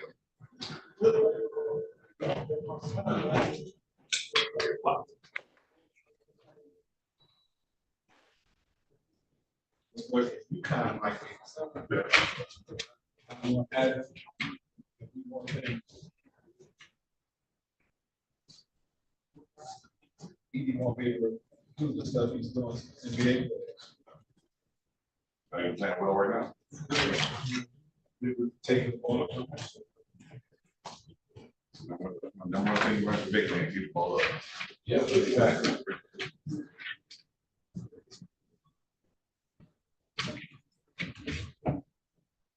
Hey, you know, make your shirt Winston. Huh? You know, put in and make this your Winston. Usually, And then just break over there. oh, she. You have to put it on the computer.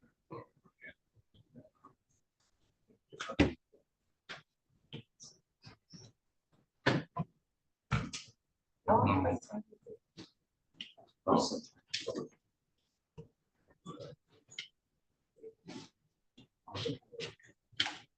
Hey. Yes. I do. Okay.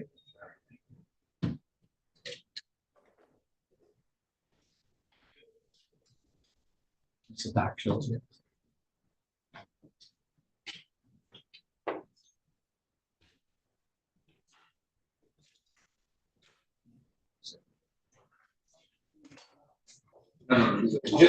keep them back there. And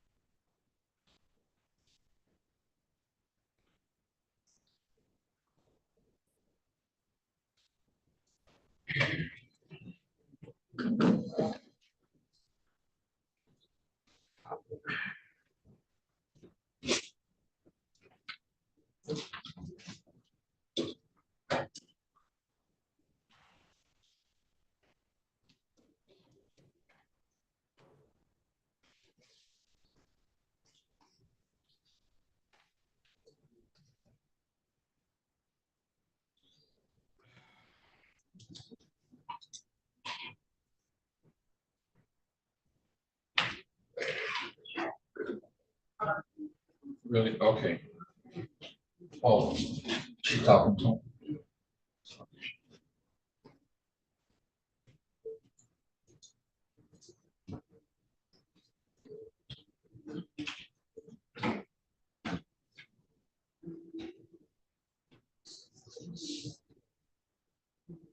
Mr. Dox.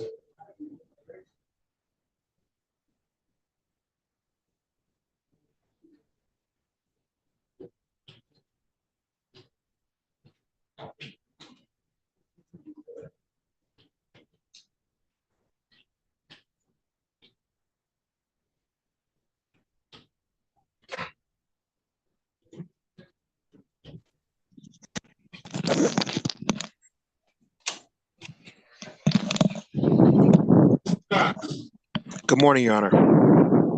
Sir, aren't you supposed to be here in court? Yes, Your Honor. That's the reason I got on video. I'm still in Third Circuit. Just want to let the court know that it's kind of like my notice that I'm still in sentencing, waiting in drug court in Third Circuit.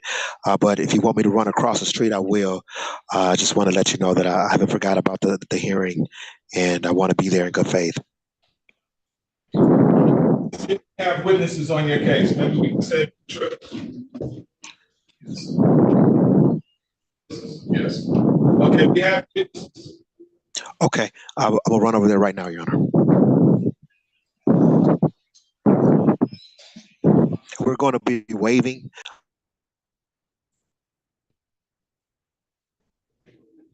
I muted you because you're noise. I'm sorry, Your Honor. It's going to be a waiver, but I'm gonna run over there anyways formally. Okay. Okay.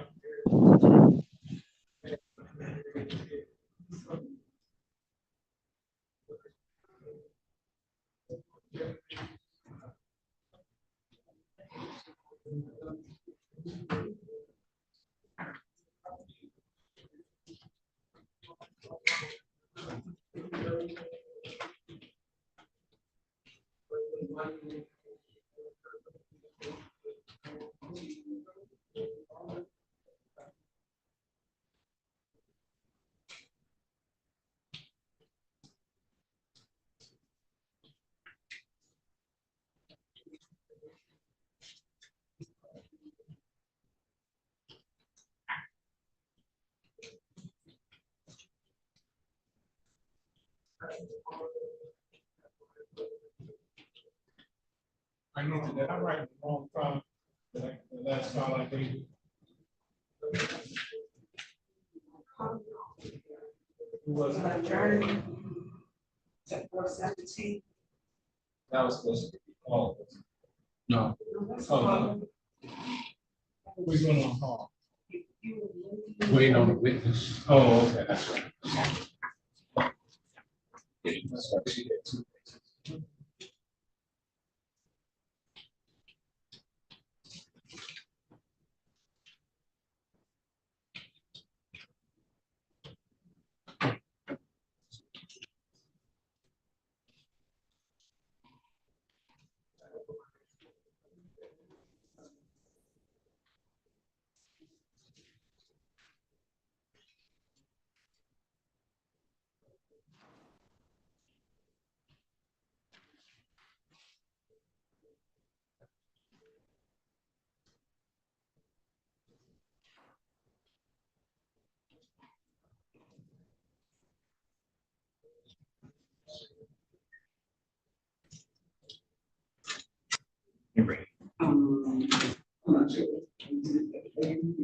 Yeah.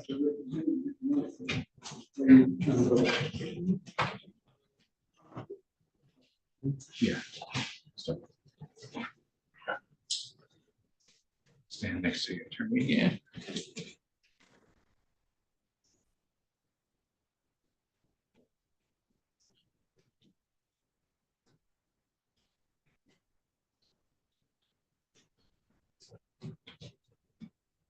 Do you have your witness now?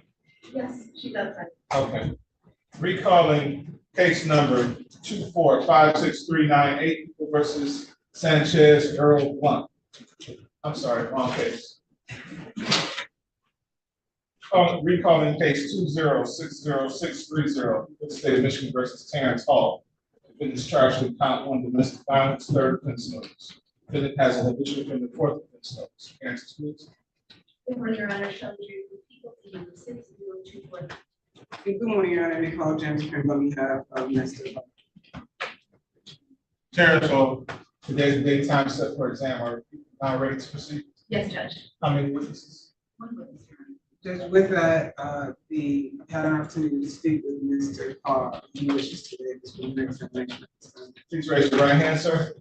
You swear or affirm to tell the truth, the whole truth, and nothing but the truth, so help you God? Yes. Thank you, sir. You understand you have a statutory right to have a preliminary examination. By waiving the same, that means you won't have one. You'll be bound over to Wayne County Court as you stand charged. You understand that? Yes. You understand the nature and the purpose of a preliminary examination? Yes. You understand if you were to have one, the prosecution would have to establish that the crime you're charging was committed in the city of Detroit that is probable cause to be committed? Yes. Is anyone forcing you to waive your right? No. Has anyone promised you? No. Are you waiving your right freely, voluntarily? Yes. Any objection from the people? No objection, Your Honor. Court conscious of this waiver is made knowingly and voluntarily freely given to the court. Provided no division of the proceedings. This arraignment on the information date and time will be April 15th, 2024 at 9:00 a.m. Will the court continue this writ so that he's here next week for this arraignment? I don't know if the court has the power to do that. If I can, I will. Okay. Thank you. All right. Right this way, Mr. Hall.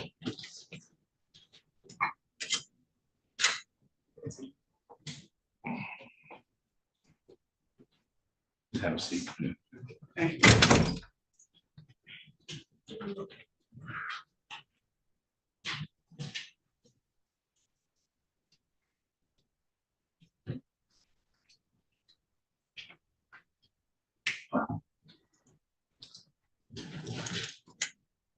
I gotta switch you out. I got it.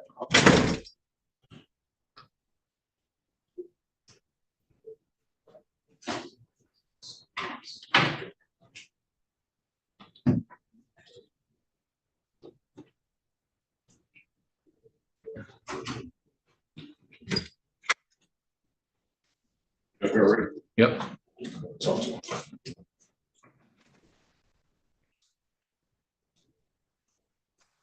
You can't take it. Wait.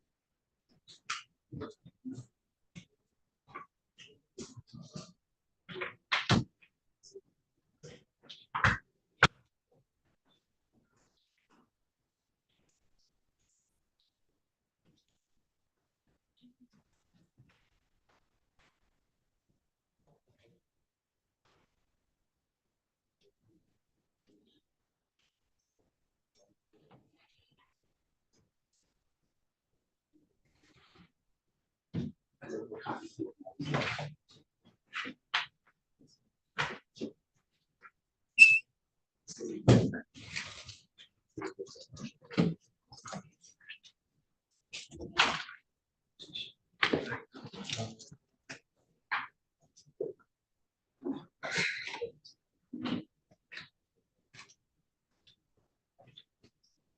Calling case 2456398, people of the state of Michigan versus Sanchez Earl Blunt. Defendant charged with count 1 assault with intent to do great bodily harm, less than murder or by strangulation. Count 2 domestic violence. Good morning, Your Honor. Shelley Drake for the people, P number 60249. And good morning, Your Honor, and your staff, Attorney Quentin Docs, number 79657. Met my client, Sanchez Blunt. Mr. Blunt, please take the full name for the. Sanchez Earl Blunt. This is time set for exam. Docs. Yes, Your Honor, I advise my client of his statutory right. He has chosen to waive that right. Please raise your right hand, sir. You swear or affirm to tell the truth, the whole truth, and nothing but the truth, so help you God? Yes, sir. Thank you, sir. You understand you have a statutory right to have a preliminary examination by waiving the same. That means you won't have one, you will be bound over to Wayne County Third Circuit Court as you stand charged. Yes, sir. You understand the nature and the purpose of the preliminary examination? Yes, sir. You understand, if you were to have one, the prosecution would have to establish that the crime you're charged with was committed in the city of Detroit, and it's probably possible to be committed. Yes, sir. Is anyone forcing you to waive your right? No, sir. Does anyone promise you anything? No, sir. Are you waiving your right freely and voluntarily? Yes, sir. Any objection from you?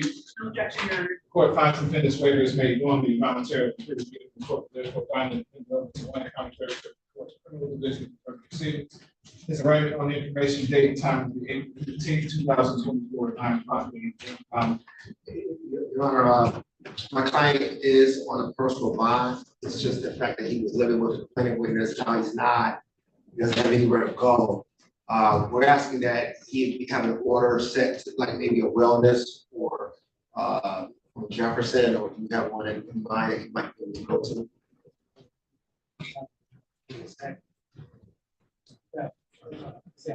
If I give you a particular to your court, you have an order set to like maybe a shelter or some of that nature, would that court be amenable to signing that order, Your Honor? Just trying.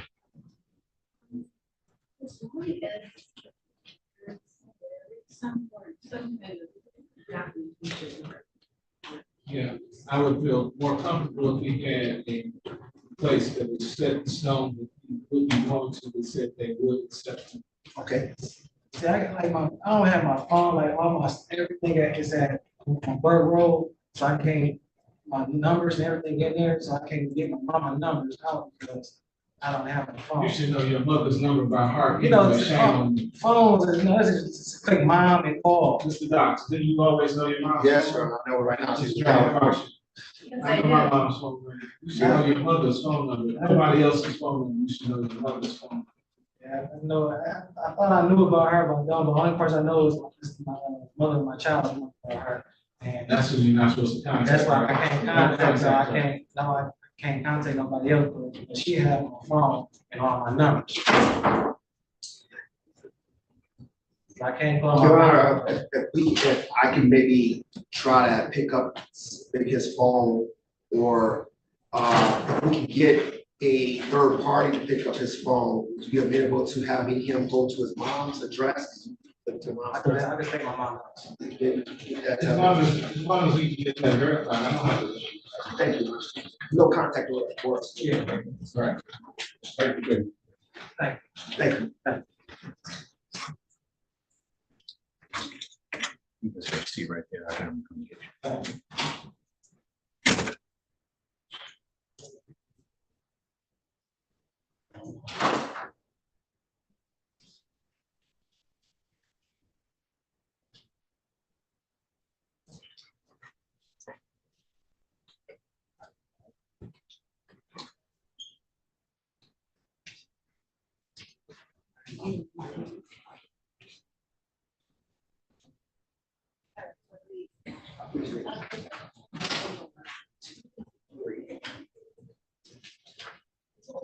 Hey, 485. Mr. Blunt is ready to come back downstairs.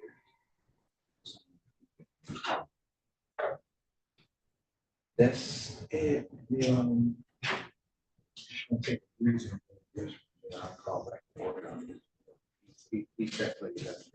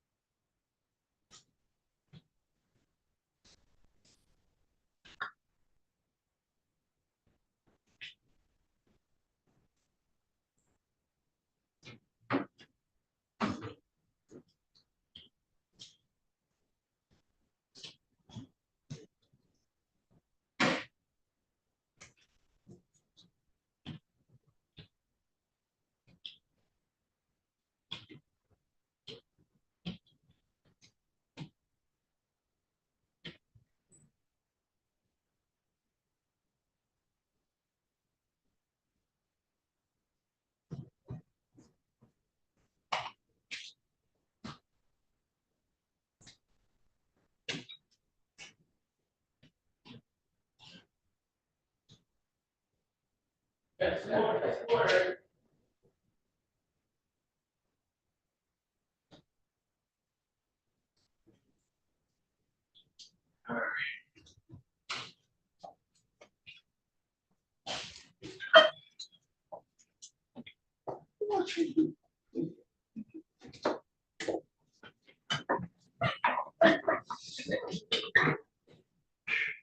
the extra ones today.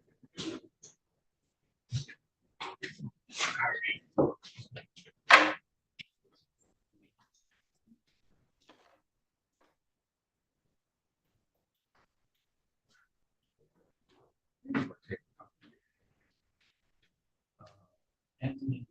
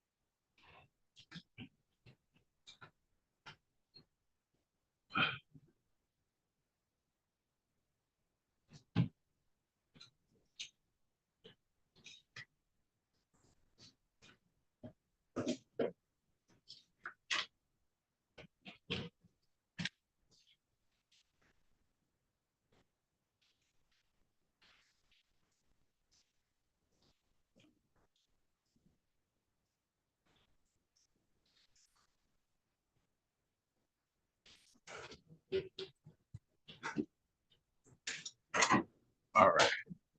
You just have a seat, so you get started. You got open wound. Yeah, it's on my thing. So Have we seen Mr. Gavin? you should take us on the hold. I okay, you might want to call 68.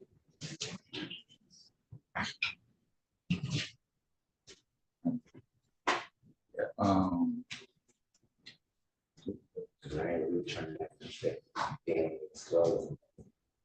yeah, you know what? Let's take him back down. Have I'll call him around. She down there. I'm at 68. He got me looked at. I'll keep the paperwork. Just take him back down. They call somebody to come look at him, 68 or something. No, you already not here yet. You'll be on the attorney. Okay. Okay. Yeah, take it back down. Yeah, okay.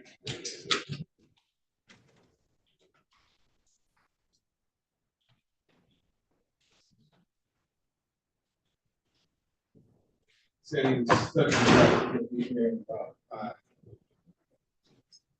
Attorney talk, that's more like 35.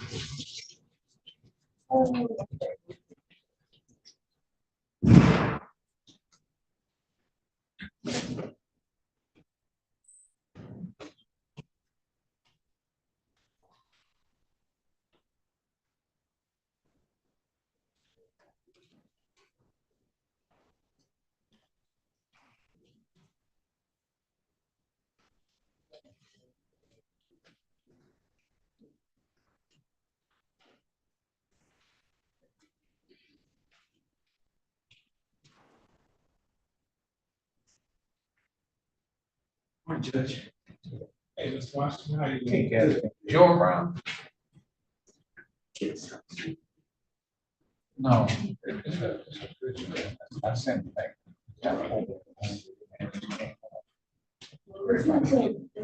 Oh, 11:30.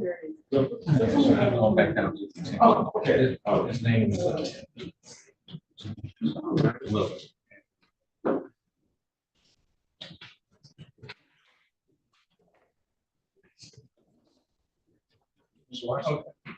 Hey, how's it going? Hey, how you doing? Okay, oh, you here on, Stone, Thomas Jones, Stone Junior. okay.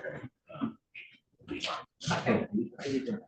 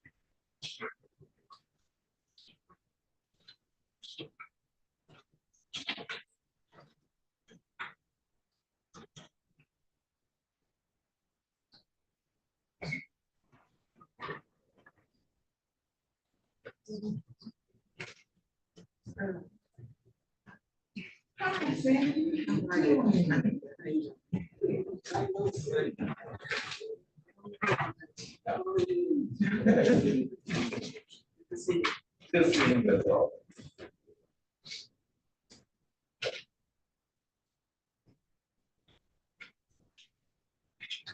That's it.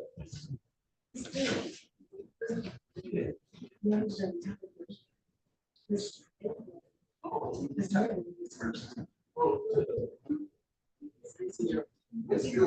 I think that move. I don't know when I'm gonna.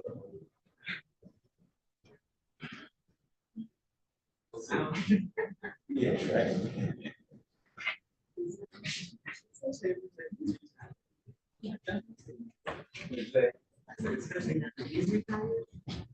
Oh, you're not making the jump, right, okay, all right. Somebody- Enjoy it.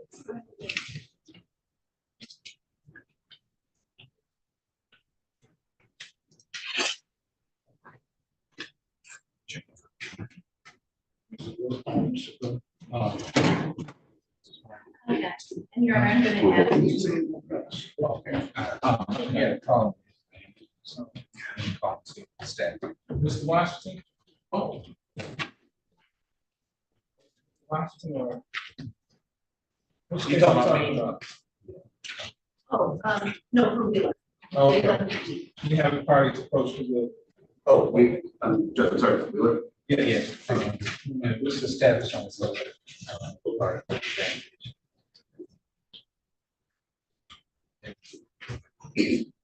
okay. Whenever you're ready.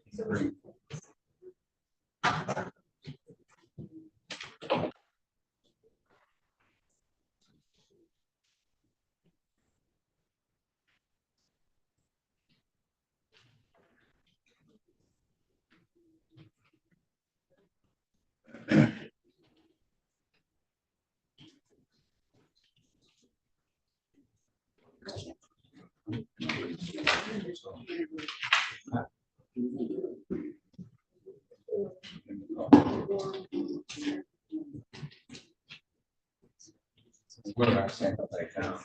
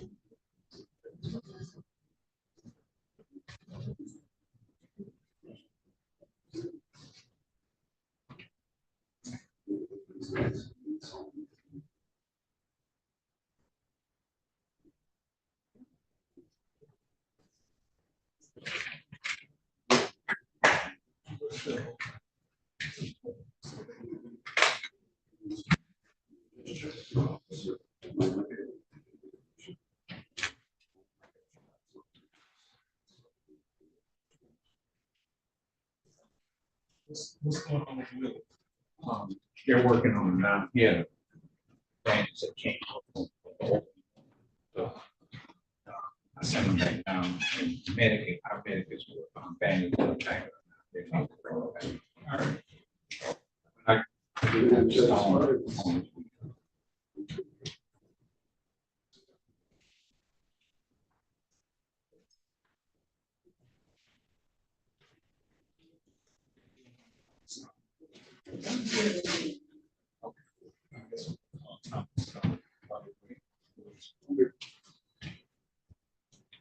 Soon as he gets up.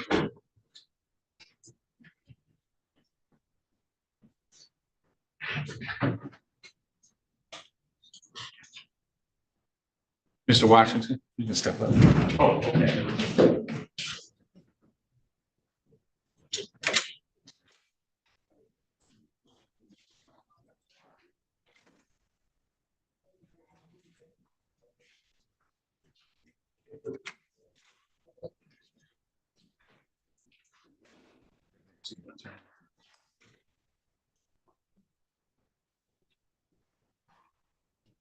Calling case 2456393, the state of Michigan versus Thomas Freeman Stone. In the discharge of count 1 assault, potential great bodily harm, less than murder or by strangulation. Count 2 domestic violence, third offense level. Defendant has an additional offender, third offense level. Parents for the record. Good morning, Your Honor, Shelley Dream for the people, P number 60249. Good morning, Your Honor. Earl Washington, Neighborhood Defender Service, P 31383, on behalf of Mr. Thomas Stone. Your name for the record, sir? Thomas Stone. This date, time, set to the examination of the privilege. Your Honor, I'm not able to proceed at this time. The complaining witness was notified of today's date. She is not present and cannot stay without the testimony today. Your Honor, defense moves to dismiss. So ordered to dismiss this matter without question. So this will dismiss the order to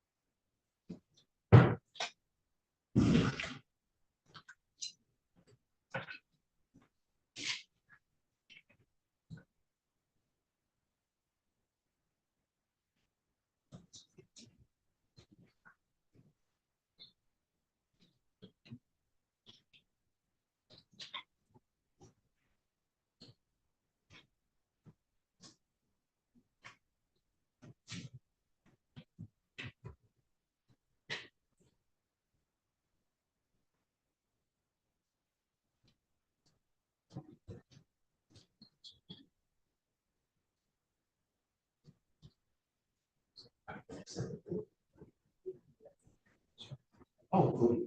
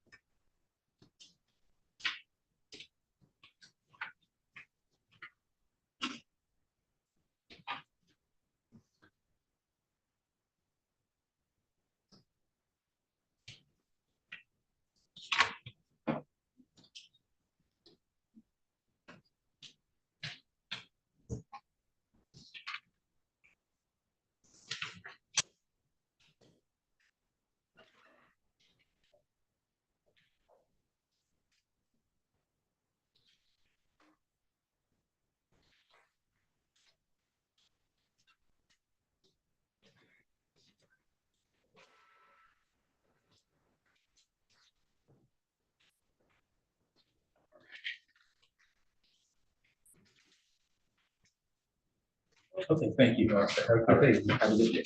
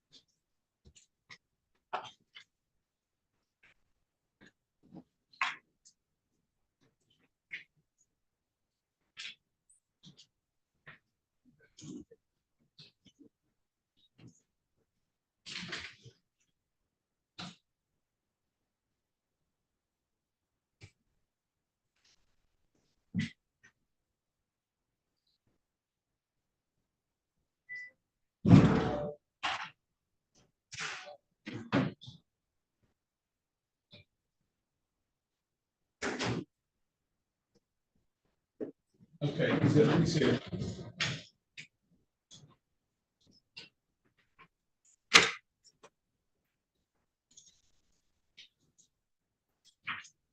What's that? Yeah, that works.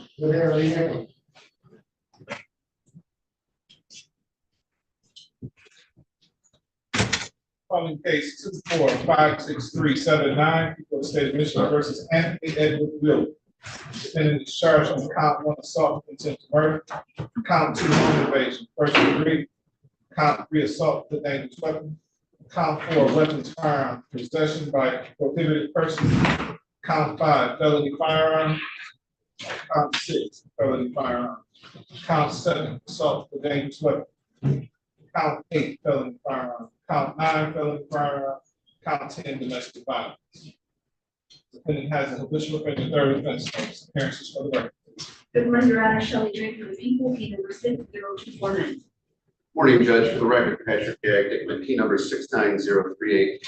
Here on behalf of Mr. Wheeler, who is to my left. Mr. Wheeler, if you could state your name, please. Anthony Wheeler. Today is the date and time set for preliminary examination. Are you ready to proceed? Yes, Judge. How many witnesses today? Your Honor, I have 2 witnesses that I will be calling for this case. However, today I will be starting with 1 witness That witness being Ms. Devaki Williams. Judge, one preliminary issue. I know that my client has family present in the building this morning. Will this court allow them to be present inside of the court during testimony?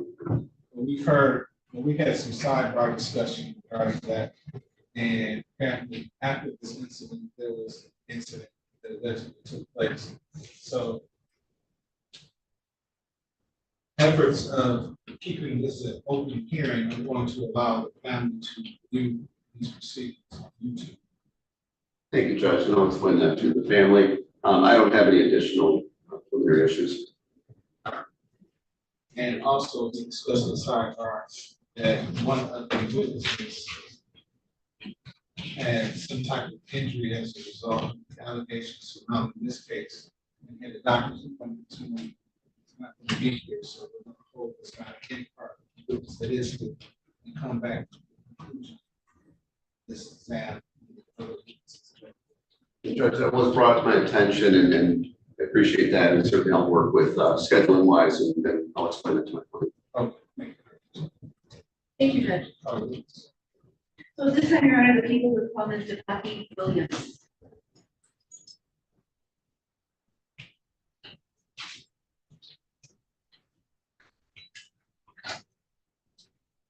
Mr. Culpepper.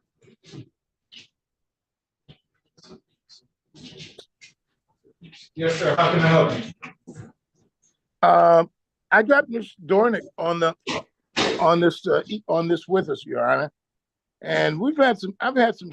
We're supposed to be there tomorrow, and a guy named Mahomes for a preliminary exam, and I'm having serious trouble getting the evidence.com stuff downloaded. So she's trying it again now, and even when you try now, it's going to be really late to get it. It's going to be problematic. It's not like I'm being negligent in any way. It's just that I don't think I can get this stuff and get it processed and be able to properly do an exam tomorrow morning. That's why I thought I'd bother you this afternoon. Well, if you were the average attorney, Mr. Culpepper, I can see that. But you're an exceptional attorney with years and years and years of experience. I appreciate the compliment, but that's just not true. I'm old now, and I don't register information as quickly as I once did. So once I get permission to leave the old folks home and go to work, I'd like to be as prepared as possible. That smoke that you're blowing is starting to tickle.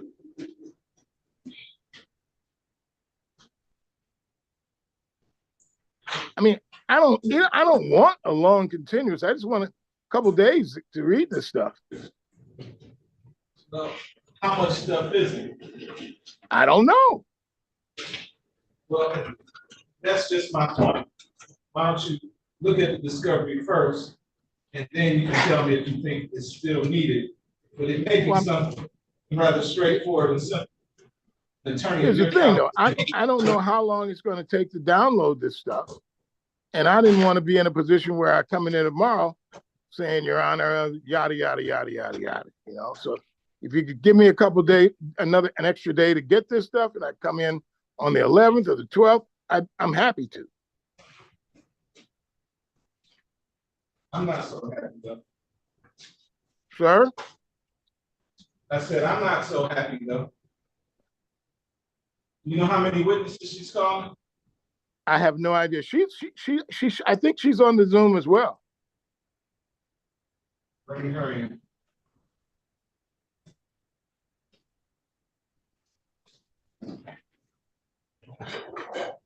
Please raise your right hand.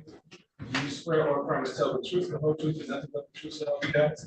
Thank you. Please have a seat in the witness box there. Ms. Dornick.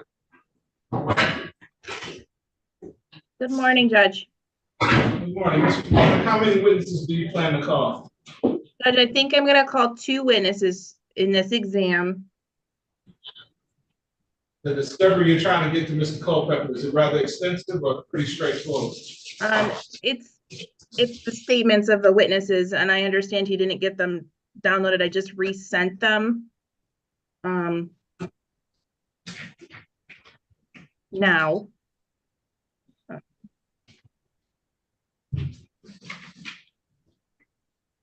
Mr. Culpepper, the best I can do is April 11th at 11:30.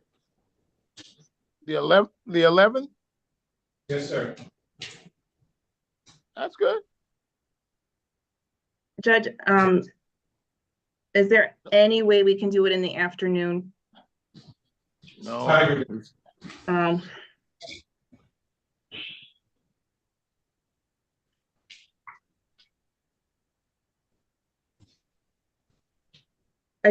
have a conflict with picking up my child that day. I don't have anybody other than myself to do it, so I'm just trying to figure out. I'll come whenever y'all. I have to pick him up at 11:20 and drop him off at daycare from school. How long does it take you to get back here? Can you be here by 12? I could be there by about probably 10 after 12. Okay, let's do that. 10 after 12, Mr. Culpepper. I'm fine. I'll do it whenever y'all say. So we're doing the 12:10? 12:15. Okay. On the 11th. Thank you very much. We appreciate it. See y'all then. Okay. All right. Thank you. Back on the record on People versus Anthony Edward Wilson. Thank you. Good morning. Please state your name for the record once again. All right, Ms. Please Williams. speak into that microphone. Okay? Ms. Williams, I'm going to be asking some questions today. If you don't understand something, or if you want me to repeat it, please let me know, all right? Okay, and also whenever I ask you questions, you have to answer with a yes, no, because we are recording this, all right? Yeah. Okay, thank you. Ms. Williams, I want to bring your attention back to the date of March 22nd of this year, 2024. You remember that date? Yeah. Okay, where were you on that date? Home. Where's your home located? 1884 Is that the city of Detroit in the county of Wayne? Yes. Thank you. Is that your home? Yes. Who lives at that home with you, if anyone? Me, my children, and my little sister. Okay, and how many children? I have 5. Okay, and you said your little sister? How old is your little sister? She's 16. 16? Yeah. Okay, and were all of your children and your sister at home with you on that day? My little baby and my second uncle was gone, but the other one was there. Okay, so three of your children were there at the house? Yeah. How old are they? 9, 4, 7. Okay, and was your little sister there? Yes. And was anyone else with your little sister? Her boyfriend. Okay. So there's your 3 children, your little sister, her boyfriend, you, and was there anyone else at that home with you? Yes, my little cousin, so they was upstairs as well. Okay, your cousins also. Okay. All right, so while you're at home on this day, what happened? I just woke up to a big boom, my chlorine kicked in. Okay, let me stop you right there. You woke up, so you were asleep? Yes. And what room were you asleep in? Mine. Okay. Your bedroom? Yes. And where's your bedroom located in your house? On the first floor. Okay. And is it toward the front of the house? Yeah. Toward the front of the house. Okay. So you hear a big boom. Is anyone in your bedroom with you? Yes. Who? Mr. Richard. Mr. Richard. Okay. What is Mr. Richard's last name? Ray. Okay. And how do you know Richard Ray? No, my boyfriend. Okay. So he's in the bedroom with you. Do you know that he was asleep? Yes. Okay. And about what time was this, if you remember? When I grabbed my phone, when I grabbed my phone, it was like 3:30. 3:30 a.m.? Yes. Okay. All right. So are you and Mr. Ray in bed? Yes. Okay. So you are asleep, you hear a big boom and you wake up. What happens next? I see Mr. Wheeler standing in the door. Okay, let me stop you. You see Mr. Wheeler standing in the door. The bedroom door. The bedroom door. What is Mr. Wheeler's first name? Anthony. Okay. And how do you know Anthony Wheeler? We share 3 kids together. Okay, all right. Do you see Mr. Anthony Wheeler in the courtroom here today? Yes. For identification purposes for this court, do you want to indicate where he is and where he's today? Green. Okay. And in relation to me, where is he? In relation to me, where is he in court? Okay. Thank you, Your Honor. Please let this record reflect that this is identified by the defendant, Anthony Wheeler. So noted. Thank you. Okay. So how did you feel when you saw Mr. Wheeler in the doorway of your bedroom? Shocked. Why? Okay. And you have 3 children with Mr. Wheeler, is that right? Yes. Okay. So did Mr. Wheeler also live at that house? No. Did Mr. Wheeler ever live at that house? No. Had you spoken with Mr. Wheeler that day or a couple days before that? No. Okay. Did you invite Mr. Wheeler over? No. Did you in any way give Mr. Wheeler permission to come in your house? No. Did you tell anyone else that they could give permission for Mr. Wheeler to come in the house? No. Okay. So, Mr. Wheeler, let me back up. Was the door of your bedroom closed? It was locked. It was locked. Okay. So you then see Mr. Wheeler in the bedroom in the doorway, correct? Mm-hmm. Okay. Yes. Yes. Okay. What happens next? I jumped up and jumped between them. Okay, when you said you jumped up and jumped between them, what are you talking about? Mr. Ray. Okay, what did you observe? Because you had been sleeping. When you woke up and this started happening, what did you observe Mr. Ray do, if anything? I just woke up and I saw Mr. Wheeler in the door and I jumped in front of them. I was pushed onto the floor and I started shots. Okay, all right. So is this all occurring in the bedroom? Yes. Okay. So you see Mr. Wheeler, when you see them together, are they standing up? Are they down on the floor? I don't know, because my whole thing, I'm to the ground because I'm hearing shots. You're to the ground because what? I was hearing shots. Okay. Did you see a gun anywhere? Yes. Where did you see a gun? Mr. Wheeler. Mr. Wheeler had a gun. Yes. Okay. And where did he have the gun? In his hand. Okay. Can you describe the gun? No, but I was just waking up. Okay. When you saw him with the gun, what was he doing with the gun in his hand? Holding it in his hand. Okay. Was he holding it like in his hand down by his side? Down by his side. Okay. All right. And was that when he was in the doorway of the bedroom? Yes. Okay. And at that time, what was Mr. Ray doing, if you remember? Me. Okay. Okay. I'm just trying to. That. What did you say? Can't remember. Okay. What did you see happen with the gun, if you remember? I just heard shots. Okay. How many shots did you hear, if you remember? Can't remember how many I heard, but I just heard shots because I was on the floor. Okay. And what did you stay on the floor? Yes. Okay. What happened next? I got up and grabbed the phone, called 911, and then went in there and checked on my kids because they were crying. Okay. And as you left your bedroom to check on your kids, what were Mr. Wheeler and or Mr. Ray doing, if you remember anything? Mr. Wheeler was gone and Mr. Ray was on the floor in blood. Okay. Mr. Ray was on the floor and there was blood. Mm-hmm. Okay. Was he laying on his back, on his side? On the side. Okay. And where was the blood? Everywhere. Mouth, hand, leg, everywhere. Okay, so did you see any wounds or did you just? No, I just saw blood. Okay. And what did you do at that point? Proceeded to call 911. Okay. And did paramedics and police arrive? Yes. Did you tell them what happened? Yes. Okay. And do you know if Mr. Ray was taken to the hospital? Yes. Okay. And did you go to the hospital? Yes. Okay. And were you with Mr. Ray in the hospital this part of the time? No. Okay. You didn't see Mr. Ray in the hospital? Not so like the second or third day. Okay. But at some point after this, you did see Mr. Ray in the hospital? Yes. Okay. Okay.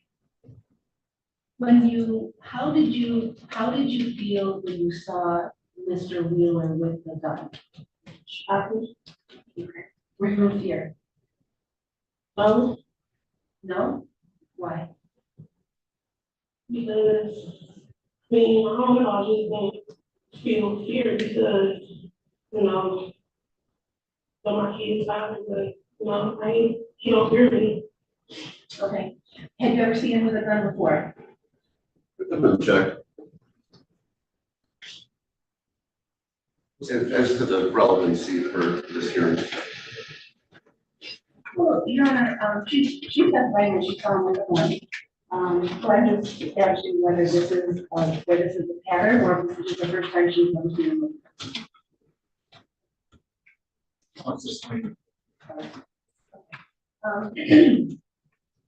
How long of a time period went by between the time that you were woken up by the bang on the door and the time that Mr. Wheeler left?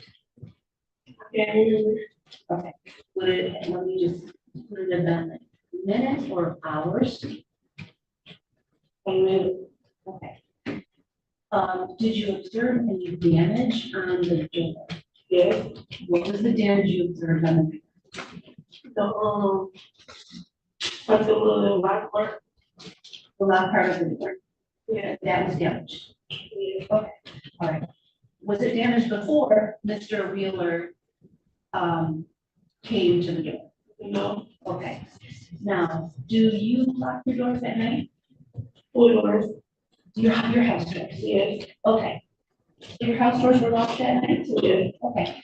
What about the windows on the floor, on the first floor of your house? Are those all in working order? One of them not. And when you say one of them is now, which one is it? My kid's room. Okay. And what about the window in your kid's room makes it not working? The last part don't lock. The last part doesn't lock. Mhm. So does that mean that somebody could lift up the window and get in with it, no problem? Yes. Okay. And how long has it been like that for? Since I moved there. And how long has that been? Since November. Okay.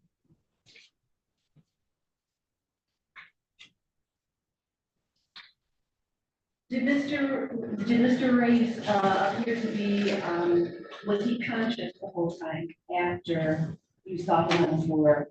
Yeah, we moving. What do you mean by that? It was like losing conscious a little bit. Okay. All right.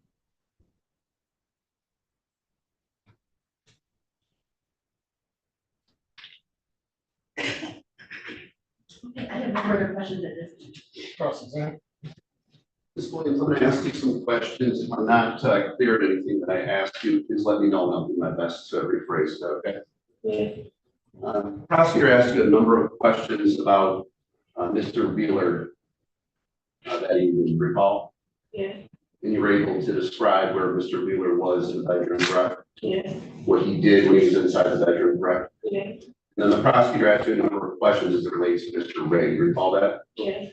Your recollection of what Mr. Ray may have done or not done, you simply don't remember, is that fair? Correct. Do you recall seeing Mr. Ray with a gun? No. At any point, do you know if Mr. Ray had a gun inside of the bedroom? No. No, you didn't know, or no, he didn't have one? No, he didn't have one. Did you have a gun inside of this bedroom? No. You testified that Mr. Wheeler was in possession of a gun. Were there any other weapons inside of the bedroom? No. At any point, did you have possession of a weapon? No. And it's your testimony at any point that Mr. Ray, did he have possession of a weapon? No. The prosecutor asked you a number of questions about the locks in the home. Yeah. So the main entrance into the home, that has a lock? The main to the inside home? Correct. Yes. And it was locked that evening? Yes. Is there a back door entrance into the home? Yeah, the front and the side. Okay, and so the side door, do you know if that door was locked? It was like from the bed. This home, is it a one-story or a two-story home? Two, this upstairs. And then the second story, is that part of your residence or is that another family? No, that's just one. You indicated that your bedroom that is located on the first floor, is that correct? Yes, Are there other bedrooms on the first floor? yes. And who was in the other bedroom? Mr. Shelley.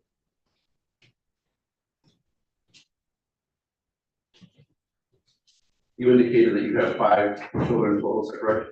Yes, It was your testimony that 3 of the children were home at the time? yes. The 3 children that you have in common then with Mr. Wheeler, all 3 were present in the home? The oldest one I missed was his other 2 was there, his baby's Just so we're clear here, what are the ages then of the children that you have in common with Mr. Wheeler? 3, 1 turned 4 today, and 6. So that was 3, 4, and 6, is that correct? Yes, And you indicated that the 3-year-old was not present in the home, yes, but the 4 and the 6-year-old were present at the time, is that fair? yes, And then you said your little sister was present in the home as well? yes, And then she was with her boyfriend? yes.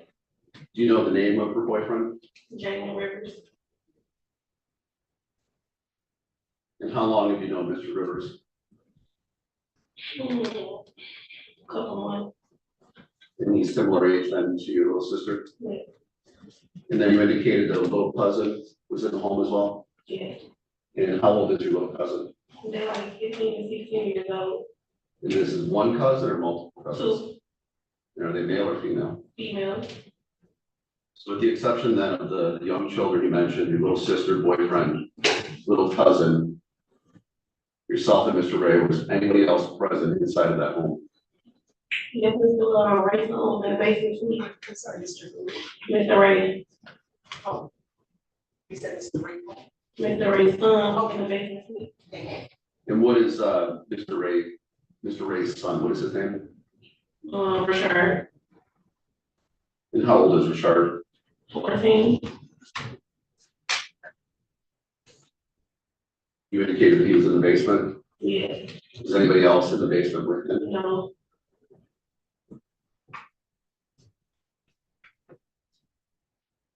When did you move into the Lumpkin address? in November.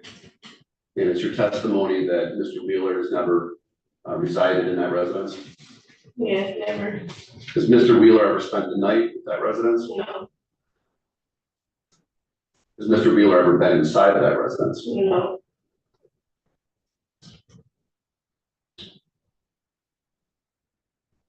Did you have contact by phone with Mr. Wheeler that evening?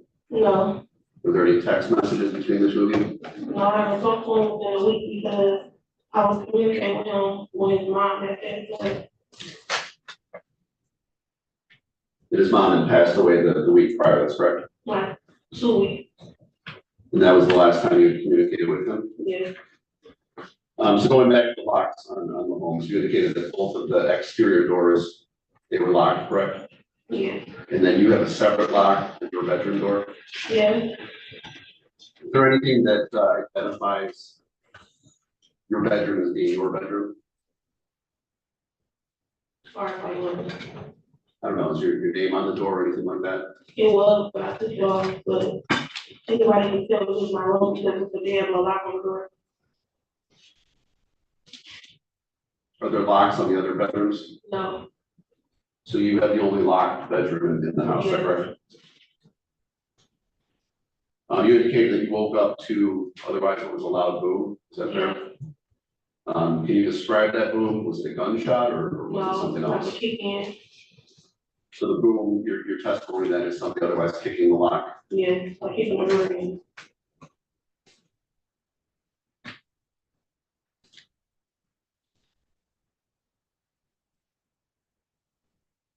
Do you recall speaking with the police once they arrived?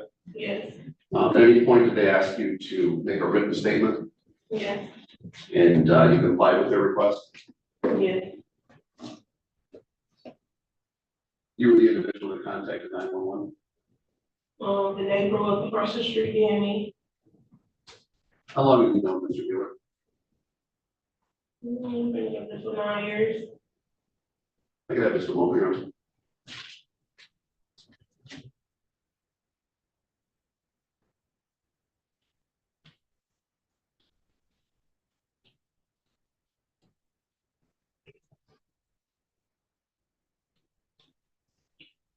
This occurred roughly 3:30 in the morning, that's correct? Yeah.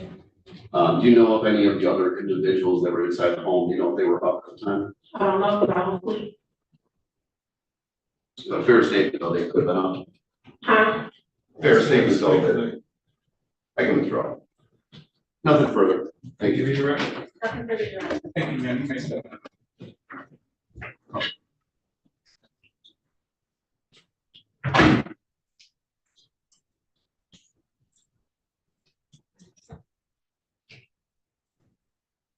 All right, so we need another date.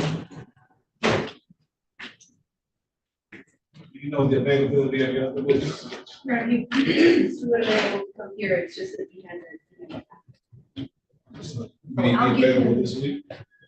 I think so.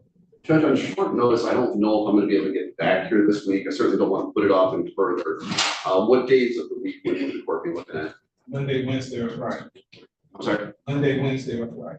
Judge, I know I would be available next Wednesday morning.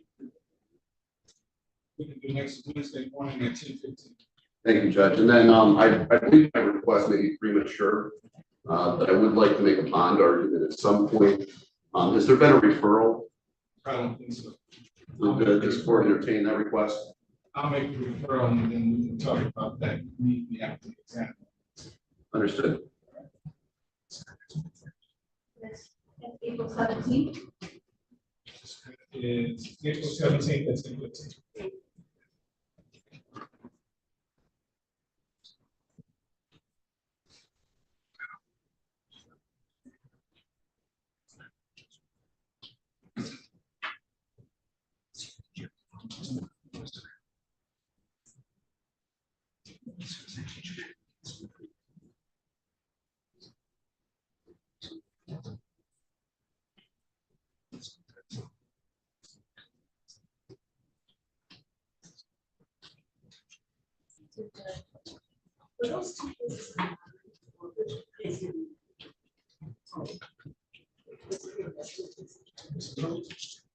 That's one case. See, I have. It has, sometimes when you put it on the last case will appear, we populate on the next page. This is the same case number. Oh, I see. All the charges. All right, thanks. Thank you. All right, thank you, sir.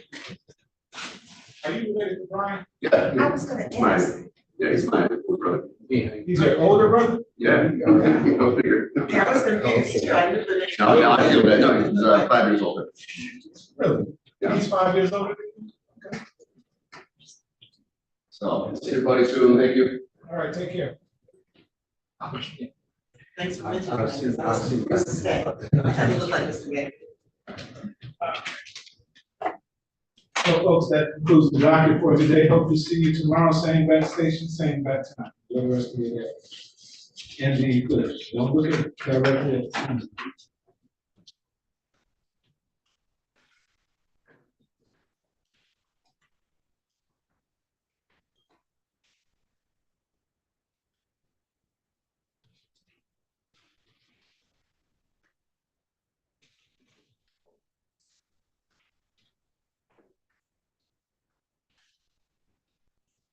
Currently 61 degrees and rising. Wow.